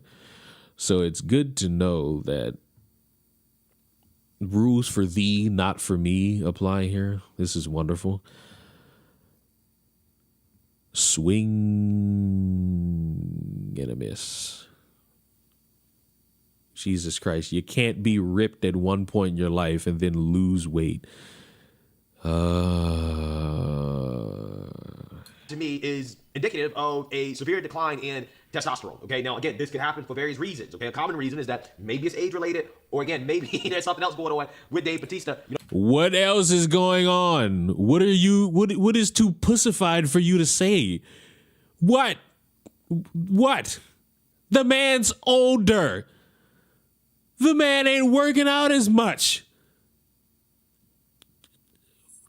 Why are you trying to weave in the potential for some option to be there that he's doing something else? What are we doing? And niggas said the left only do shit like this? Hello? Yeah, captions. I know you already said that your bias got to you, but go ahead and walk that shit back again, bro. A lot of these athletes, they tend to use supplements, right? Steroids. You are not going to be held against your will for saying motherfuckers use steroids. And Batista was probably one of them that used them, along with various other motherfuckers. So, if the motherfucker stopped and is now living healthier, let's argue with our mamas. What's the problem? As pro athletes, and then once they hop off the supplements, hey, things happen. Steroids. Okay, so, I'm just saying, I don't think Dave Bautista is the best spokesperson because I think that he's a shining example of exactly what happens when your testosterone levels drop rapidly. Okay, you become a Kamala Harris Tim Walz supporter, right? Which explains why he's so passionate about supporting them. Okay, and President Trump has responded to Dave Bautista. Now, an epic response, by the way. This is in all capital letters. Letters. It's Trump giving an epic response. An epic response. And to taunt him, okay, and to call him out with Democrat Party talking points in probably the best way possible that Trump could respond, which is by having The Undertaker and Kane, who I personally like growing up. Two steroid users, just so everybody's well aware. Two drug users. Hello, the call is coming from inside the house. Two drug users. Hello?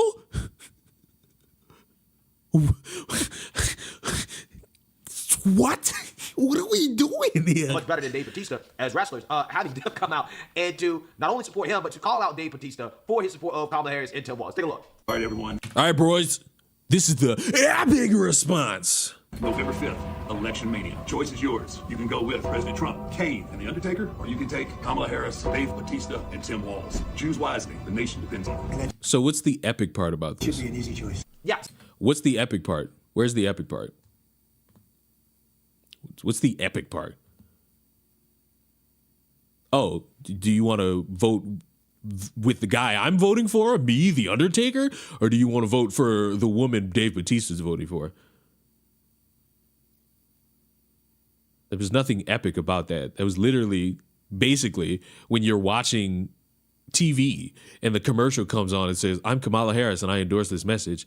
And then 30 minutes later, you see, I'm Donald Trump and I support this message. There are political ads right now more damning and one could argue epic than that. It was just, hey, I'm The Undertaker. I'm voting for Trump. So? I thought we didn't give a fuck about what celebrities thought. What are we doing here?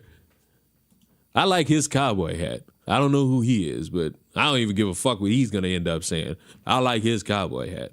See, now you heard that. Trump always has the most epic responses, okay? There's nothing more epic. I'm going to cut my arm off. What the fuck was the epic response? All he said was the choice is obvious. What the fuck? What is this? What the fuck? What, The Undertaker was on drugs. Hello? He's significantly leaner than when he was. Really? What's our metric here? You can disagree with Dave Bautista, but what about this shit was epic? And your qualification of, it could be age, it could be supplements. You realize motherfucker that was next to Trump was on the same supplements. I dare motherfuckers say I'm lying. That Trump can do to have The Undertaker and Kane come out and to throw a diss shot at Dave Bautista for coming out and supporting Kamala Harris, okay, while dissing President Trump. Because for me personally, okay, if I had to choose my team, I'm going with Undertaker, I'm going with Kane, I'm going with the Brothers of Destruction, and President Trump over Kamala Harris, Dave Bautista, who again is severely declining, okay, a low-T Dave Bautista, right? I'll be goddamn, no. A low declining Dave Bautista.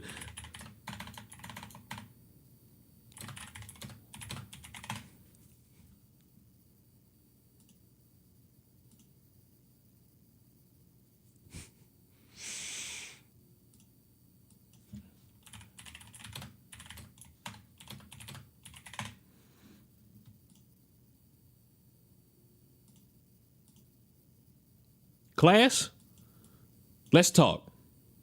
Let's talk. I put a gun to the back of your fucking head. I don't care who you are voting for. I want to hear him say that again. For me personally, okay, if I had to choose my team, I'm going with Undertaker, I'm going with Kane, I'm going with the Brothers of Destruction, and President Trump over Kamala Harris, Dave Bautista, who again is Undertaker. Matter of fact, come out. Hold that right there. Hold that right there.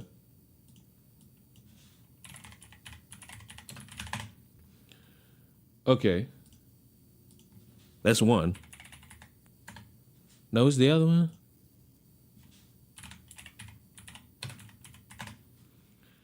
Okay. So look, do me a favor, Mr. Perspective. Say all this one more time. Has the most epic responses, okay? There's nothing more epic that Trump can do to have The Undertaker and Kane come out and to throw a diss shot at Dave Bautista for coming out and supporting Kamala Harris, okay, while dissing President Trump. Because for me personally, okay, if I had to choose my team, I'm going with Undertaker, I'm going with Kane, I'm going with the Brothers of Destruction, and President Trump over Kamala Harris, Dave Bautista, who again is severely declining, okay, a low-T Dave Bautista, right? And Tim Sugar Walz, right? I'm just saying, it's an easy. That man is 55 years old and looks like this. At 55. At 55, he looks like the picture on the right. This man is 59 and looks like this.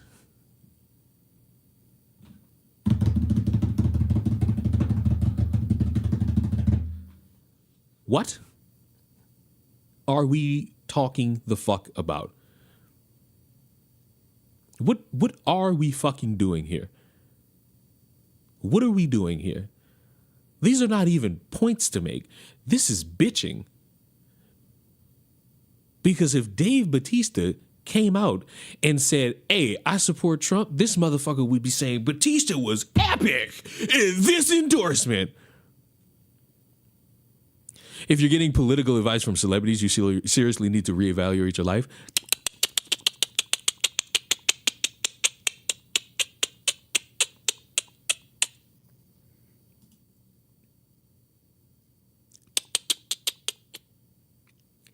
When they say ding, ding, ding, ding, ding, ding, ding, ding, ding, ding, ding, ding, ding. Easy choice for me, okay? But you know what would devastate me though, guys? Right? Is if Stone Cold Steve Austin came out and endorsed Kamala Harris. I would be pissed. I would be so heated, okay? Now, you know, Mega John, you're the MVP of this fucking stream. I don't even think you knew what this video was. Or maybe you did, and you knew the perfect time to bring this up. You knew the perfect time to bring this up. See?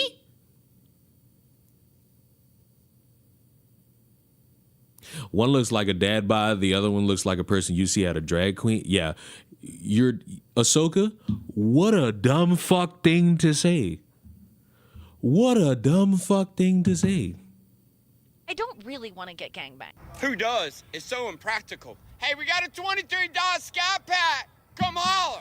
I just gave MVP of the stream to Mega John. Ahsoka, it was going to be captious. You're the dumb fuck of the stream, Ahsoka. That's just a dumb fuck thing to say. The man is severely happier. The man's in a suit. Where's the picture? The man's in a suit. What about this suit screams drag show? It's a suit. What, because it got checkers on it? He got chains on? What a terrible qualification. Terrible. Terrible qualification. Overall terrible. Shame. Shame. I wish I had a boo soundboard. I'd just be booing the shit out you. I don't know his political views. I haven't looked him up, but Stone Cold Steve Austin used to be my favorite wrestler back in the day. Okay, him, John Cena, Undertaker. You sure you want John Cena to be one of your favorites? Because I'm almost fucking certain buddy of Kamala Harris. Bill Goldberg, right? All those guys. I used to play WWE SmackDown versus Raw, okay? And I will always use Stone Cold Steve Austin, okay? And I also love Stone Cold in The Longest Yard, which is also one of my favorite movies. And one of my favorite scenes is when he told Nelly, this is how a white man runs the football. That's how a white man runs a football. If I was on D, I'd crack you. Jesus Christ. Mega John, fucking MVP. I wish I had a clap soundboard. Fucking MVP statement. This motherfucker is basing a lot right now based on the celebrities he favor. You squaring that egg-ass head of yours. Yeah, but you ain't on D. Oh, you bitch. The desperation here, though, is clear, right? It's very clear what is happening. That Kamala Harris is trying to recruit masculine men in order. What the fuck is Trump doing? Oh, man. I'm about to run out the window. Yes, these fucking politicians are going to go towards celebrities, whether they be streamers, movie celebrities. Oh my God. What the fuck did Trump just do? Trump did the same thing. Oh, God. I don't give a fuck. When this shit is over, no matter which one of these motherfuckers wins, I'm telling y'all, we got to do a year in review. We have to do a year in fucking review of all the dumb shit I've had to hear throughout this fucking election. We got to do a year. We got to come back to the table and just round it all up. Year in review. We got to do some year in review shit, bro. Because I just can't. I'm starting to itch off shit like this, bro. What the fuck? I feel like I'm losing brain cells. Like, does he not remember what he just showed 2 minutes ago? It's a guy using a celebrity to endorse himself. What the fuck is he about to show me? Men are attracted to. I mean, they're coming out with all types of crazy stuff, crazy ads, in order to try to get men on board with the far left woke agenda. Yes, they're politicking. Like they're politicking. They're putting out ads. They're using what one would argue is relatable people to spread the message that the candidate is the good choice. Hello? What the fuck is wrong here? I'm a man. I'm a man. I'm a man, man. And I'm man enough. I'm man enough to enjoy a barrel-proof bourbon. Meat. Man enough to cook my steak rare. Man enough to... And you know why they doing this? Because motherfuckers like this are saying everybody who votes for this bitch is some white, scrawny, libtard gay. That's why they came out with this campaign. They did this shit because of you. Because instead of continuing to promote Trump's policies, you motherfuckers are focused on mundane shit. No wonder one side says you're all cuck, libtard, leftist, scrawny, gay pride people, and the other side calls y'all racist pedophiles. It's because y'all not talking about shit. Y'all just insulting each other. And the fucking powers that be are using that shit to promote themselves and market off of you all. Fuck! When's it gonna stop? When? Already lost. Okay, there's nothing that you can do if you're explaining to men why it's... Listen, bro, and again, I don't know who gonna win. But I know one thing. If, let me say it one more time. If Kamala win, boy, I think I'll have a reason why. I'll have a fucking reason why. Because motherfuckers want to focus on nothing. I know the far left is calling Kamala a MAGA Kamala. Yeah, and the far right is calling Trump a fucking dictator. Again, you know how easy it is to both sides the fuck out this shit? You got people on the right not advocating for Trump, calling Trump a dictator, calling Trump a fascist, calling Trump somebody who shouldn't be a leader, calling Trump a terrorist. Yes. We're not getting nowhere trying to get a gotcha. Giving titles, yeah, you can throw any of this shit out on these motherfuckers, and you can find people in the camp of, oh, you think they're supposed to support them saying this shit. It ain't hard. And you know what's crazy? The far left who say that about Kamala, they gonna be blah, blah, blah, blah, blah, blah. They gonna be motherfuckers saying, how dare you say that about Kamala? The motherfuckers who say this shit about Trump on the right, how dare you say that about Trump? Do you realize that motherfuckers bullied Kyle Rittenhouse into voting for Trump? If we get another Trump presidency, prepare for the BuzzFeed to get out of bankruptcy? Sure. Because they gonna make article after article. Much like if Kamala win, get ready for Trump to be bitching, moaning, groaning. And all these videos gonna come out steadfast, rigged. No matter what, motherfuckers gonna call this election rigged. No matter who win. All this new lie that's going around saying, oh, if the Democrats lose, they're not going to lose it fair and square. They're not going to allow Trump to win. Are we choosing to ignore January 6th and the days, and I think month before, where this motherfucker was throwing in false information about this election being stolen? No matter what. Remember what I keep saying. One side gonna win, one side gonna lose, one side gonna cheer, the other side gonna look at the side cheering and say you cheated. And no matter what, motherfucker gonna get sworn into office.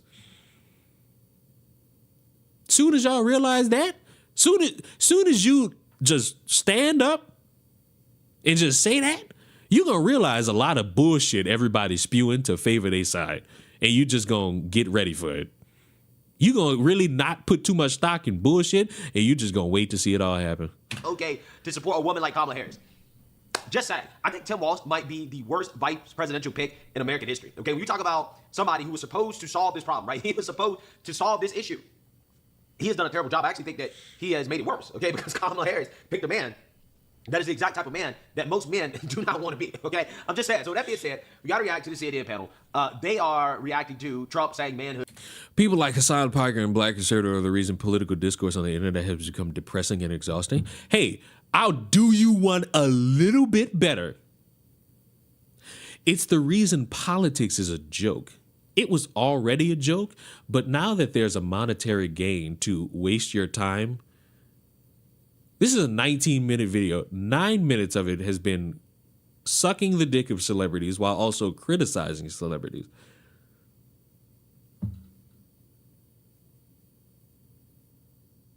Politics got drastically exhausting to deal with. No wonder people like me don't care, and we just come in, make fun of shit, and leave. Because there's nothing else to do with it. Nothing. There's nothing else to do with it. There's no substance behind it. There's no further conversation to be had. Motherfuckers lie about information. They leave out key details. They're worried about a fucking gotcha.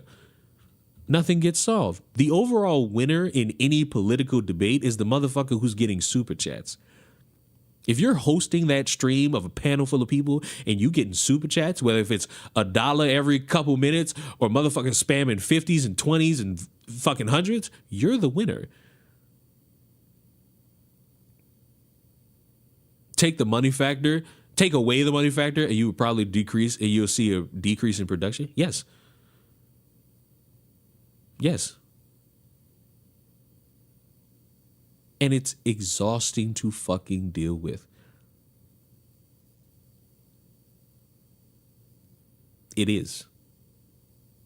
Thank God for, bro, I saw this YouTuber one day. He was like so awesome. Fuck this turkey time video. I ain't gonna say fuck the video. It's more just like we kind of exhausted ourselves from paying attention to this. There's like this awesome YouTuber, bro. I think you all should just go watch him, bro. I think his name is like Ruin Lin. Oh God, it's Ruin Leon, bro. It's so awesome. This motherfucker just talks about anything he sees. He's just so real, bro. Like fuck, and he's got a cooking channel. Oh my God.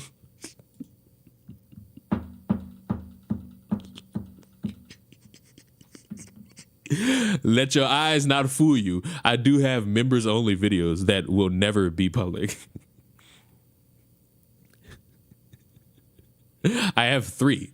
One where Della calls me, one where I'm talking about Heinz ketchup, or that I spelled ketchup, and me making fun of Chris.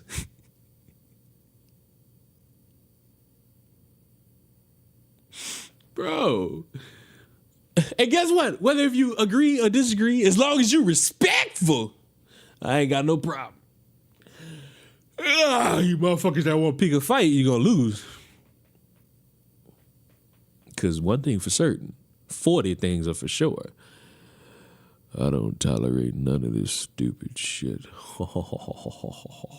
I like how motherfucker accused me of not making the video about the guy walking in the neighborhood, and I recorded it that morning. Jesus Christ. I'm not the quartering. I'm not pumping out 5 a day.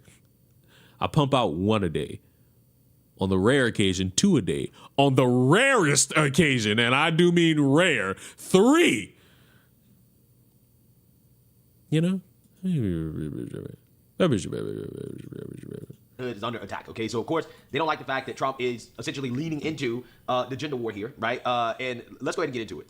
In the last 3 weeks of the campaign, and finally we are at the closing message. This is about what it means to be a man. Yeah, finally, men get a time to be mentioned right at the time that black men. Right at the fucking end. Are you ready for Broncos Panthers? It's like that is a game we should win, but that team traumatizes the fuck out of me. So I'm not going to be shocked at a loss. I'm really not. Like, this team hurts in ways I can't fucking describe. So I just got to get myself ready.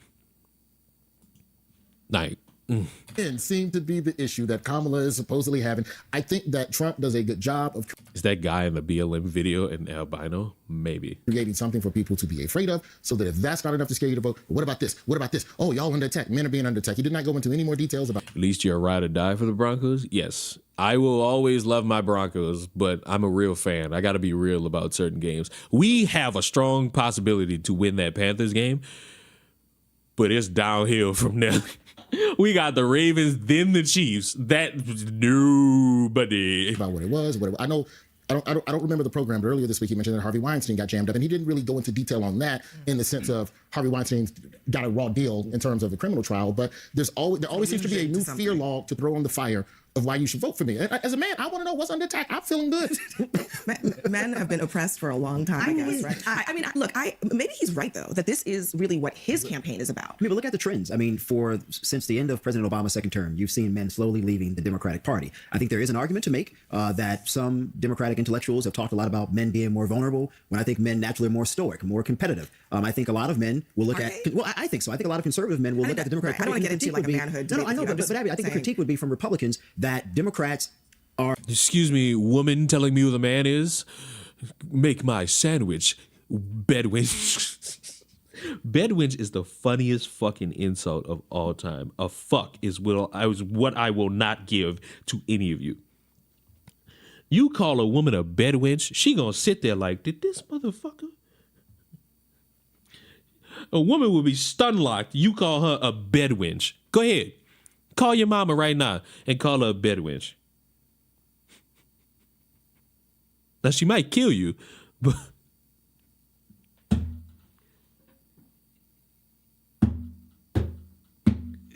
But... Men will cheat on their partners before they cheat on their favorite football team. What an accurate statement, but it can't apply to me. I'd never cheat. I'm one of those I'm one of those motherfuckers. You know the ones. Oh, you don't know the ones? Well, I'll tell you. I'm one of those love-sick puppies, you know what I'm saying? Like I do that thing that's viewed as gay nowadays, date to marry, you know? Apparently that makes me a homosexual, but... matter of fact, question. How many years in jail do y'all think I would get if I would have bashed a bitch head in the face with a glass plate? Now, before you scrutinize me, understand that what you're about to hear is my experience with humans. As you all know, I don't really like them. And I have no problem going to a restaurant and eating alone. Now, the granted with that is I am naturally beautiful. And I am eating... and I am being annoyed by the female species. I almost said race. And I was just sitting there trying to enjoy my food. Oh, I think you're real cute. It's like, thank you. I'm not interested right now. I'm not interested. And she kept bothering me. And I'm just sitting here like, get away from me. I didn't say it out loud. I was just thinking to myself, if I grab this fucking plate and I hit you upside your fucking head, how long in jail am I going? Probably too long for me to do it. So I just didn't do it. And I was just like... that wasn't just like nothing. I just got up and left. Paid my fucking bill and left. I ain't even finished my fucking food. That's how fucking annoyed I am. Like, don't bother me. Like, do not bother me. Like, I went there, mind my business. And he's like, oh, you're really good. Ain't none of that. Ain't none of that. I ain't want none of that. I was good. I was cool. I was respectful about it. But then I had to be disrespectful and just get up and walk out the conversation. Steadfast. Straight like that. Just straight like that.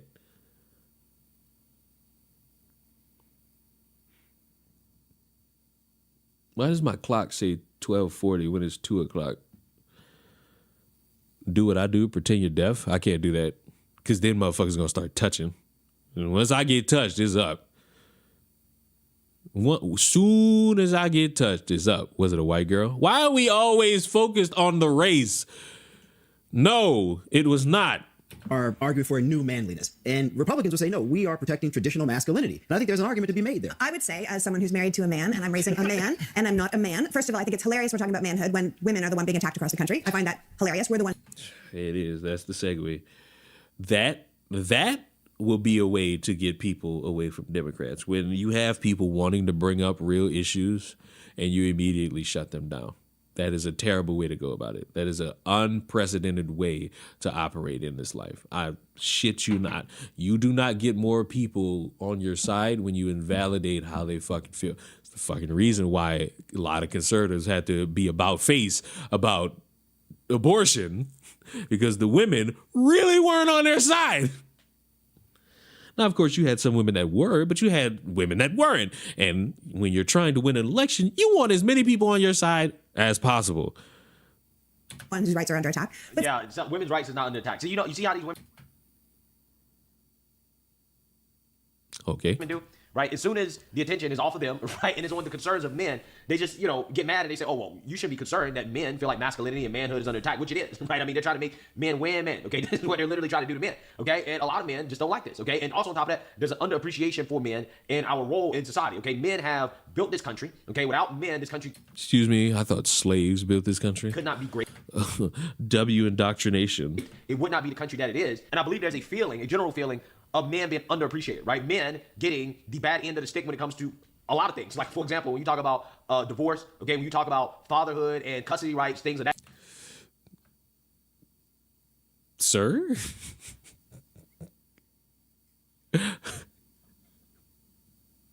Who gets the most shit for that with the single parent hoes? It's the mom for not staying with the man. Who ends up leaving the child the most? The man. Where do you think the "I'll be back, I'm going to get some milk from the store" come from? It came from men!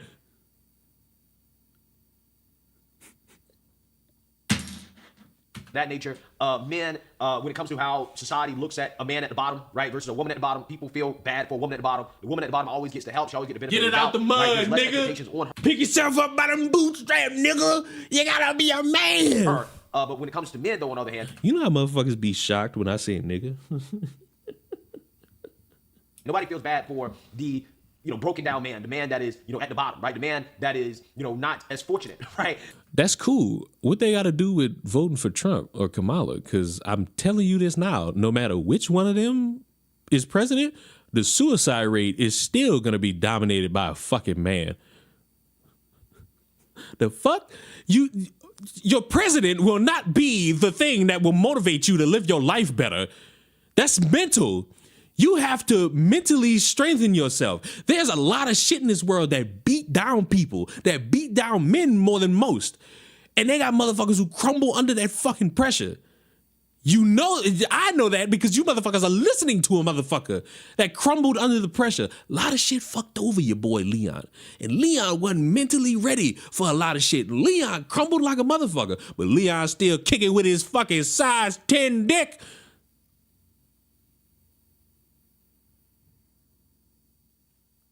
And you know what didn't play a role in that?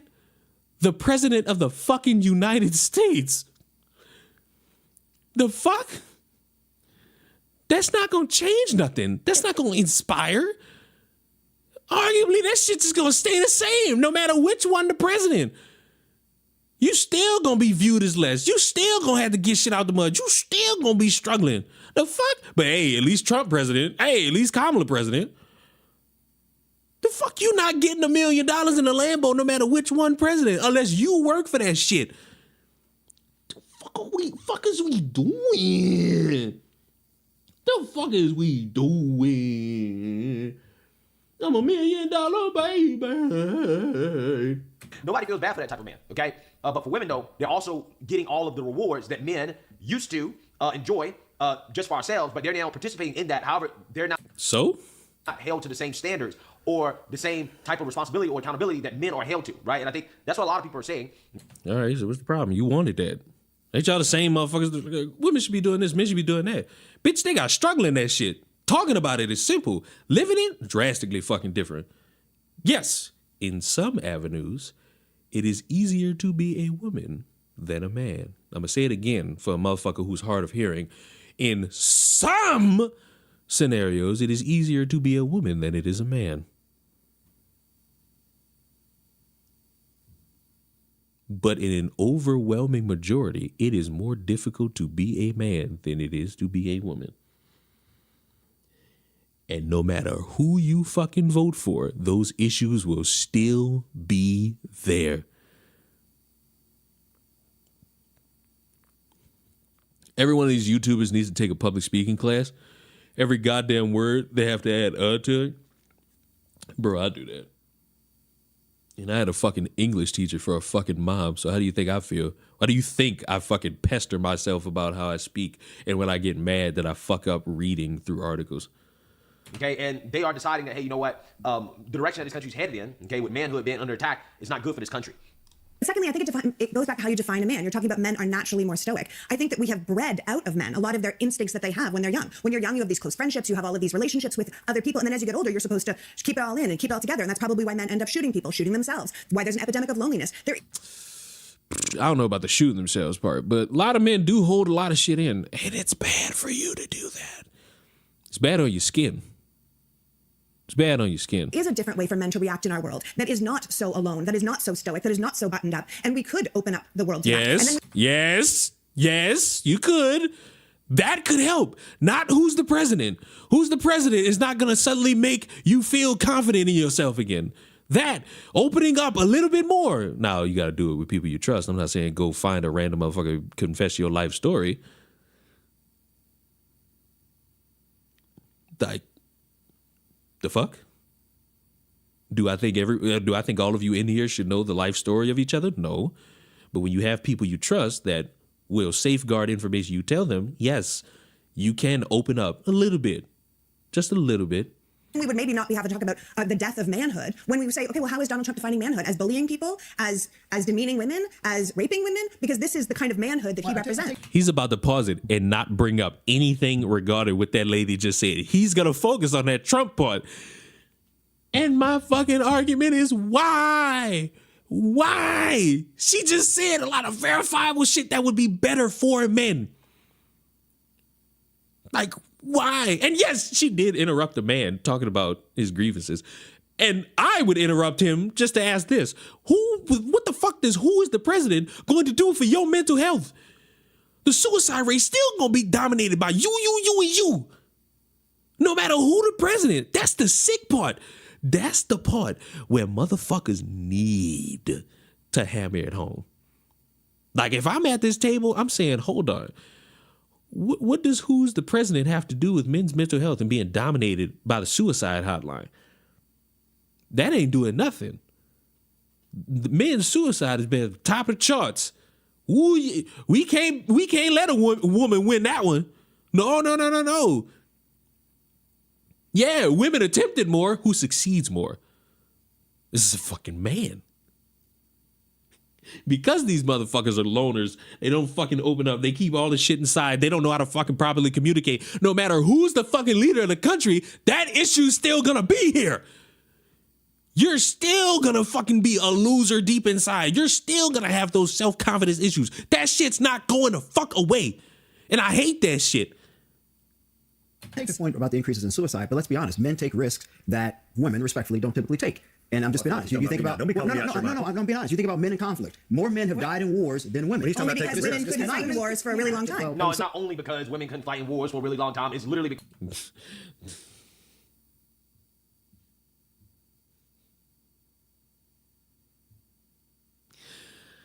everybody in the video, the screen, the point went over their head. And now they about to get into this mundane argument, and he's about to get into the mundane argument. Because men are built for war. Men are built to protect. Okay, men are built to provide. Men are built for leadership. And when you take away those basic functions and you give those roles over to women, you're taking men out of their natural roles. And when you take men out of their natural roles, that's when you have a problem, right? And that's what's happening in our society. Okay, that is the problem with men, is that men are being pushed out of their natural roles, which creates confusion among men, which ultimately leads to chaos, right? The last thing that you want is a society full of confused men. Men who are confused.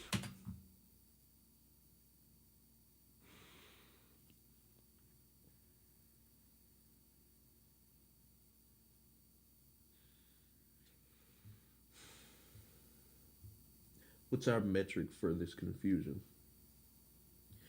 Confused as in, oh, these motherfuckers don't know if they gay or trans, or confused about their mental health? Because if it's just about the trans thing, move the fuck to the side. Because men have been confused about how to communicate, how to properly deal with their mental, how to properly open up for decades. And the fact that this is shit that's being used as a political point, oh, I want to claw my fucking back off, bro. I would claw my fucking back off, bro. I'm fucking want to claw my back off. This shit is. Who don't have any purpose, okay, who are not adhering to their natural roles, that's your purpose will be filled by who's the president. when you get chaos, right? And that's what we're currently observing in our society. That's what we're currently observing in the West, a lot of confusion and chaos, right? And we know the woke agenda, the main thing that they do is cause confusion, okay? I mean, that is essentially the essence of the gender agenda is confusion, right? We don't know what a man is, we don't know.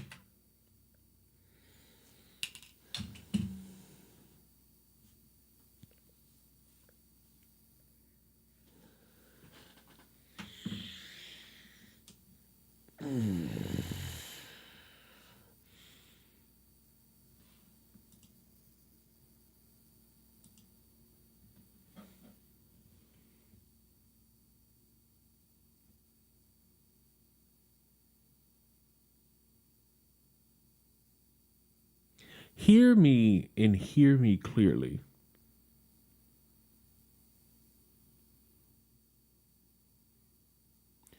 No matter who's the president, your mental health is still going to be dog shit. You're not going to have a core foundation, set of beliefs, set of circumstances change day one of anyone being in office. You're still going to view yourself as nothing. You're still going to view yourself as worthless. You're still going to be confused about more shit than your fucking gender. Masculinity has been criticized because there's some aspects of it that's fucking insane. And it ain't about the women. It's about you as a man. You have been propped up by all these things that people would think make you a man.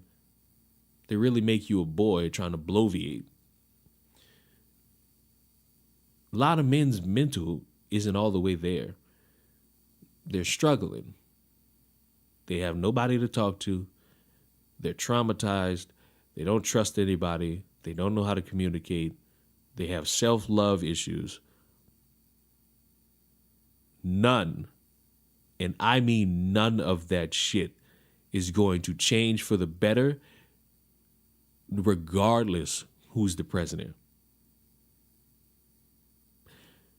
The thing that irked me is the confidence in how all of those people, all of them, lack of regard towards the issue at hand. This turned into, oh, you don't have it as bad as women.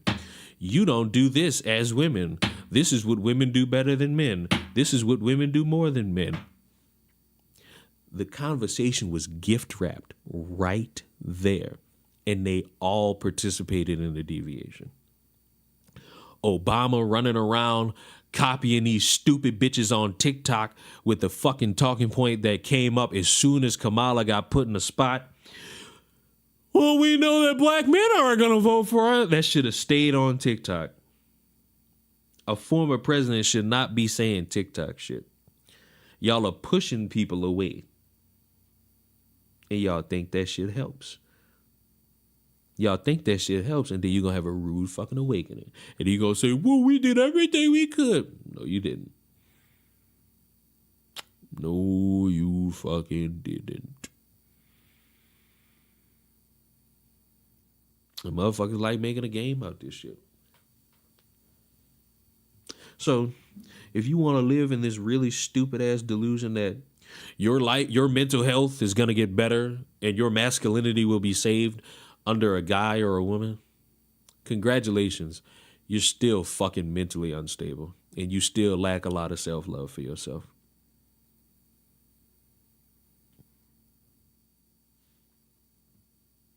I'm not watching the rest of this video. I think I'm now severely turned off of the conservative perspective. I think I'm severely turned off.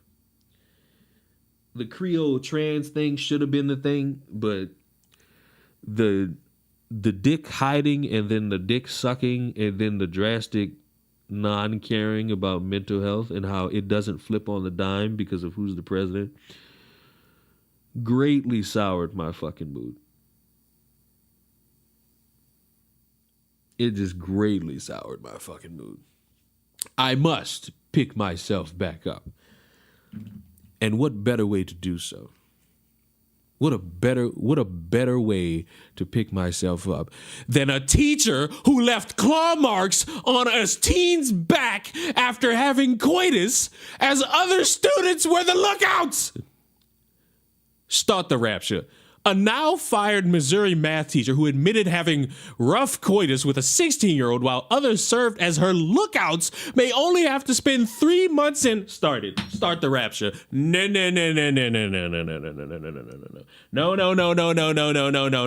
No. This is a grown adult woman violating the body of a teenager and having other teenagers be lookouts. What do you mean? She's only going for 3 months. Baboonery. Complete baboonery. Complete, unmitigated, unrivaled baboonery. The sweetheart deal was reached in September when Clifton Carmack pleaded guilty to sexual contact with a student, allowing her to avoid other more serious initial charges, including statutory rape, child molestation, and child endangerment. You can take a plea deal to get all of that wiped? You know what? Start it. God, are you listening? I'm ready. I'm ready for you to just, you know what? Don't even start the rapture. Just send people down. You ain't got to take people up. Just send people down.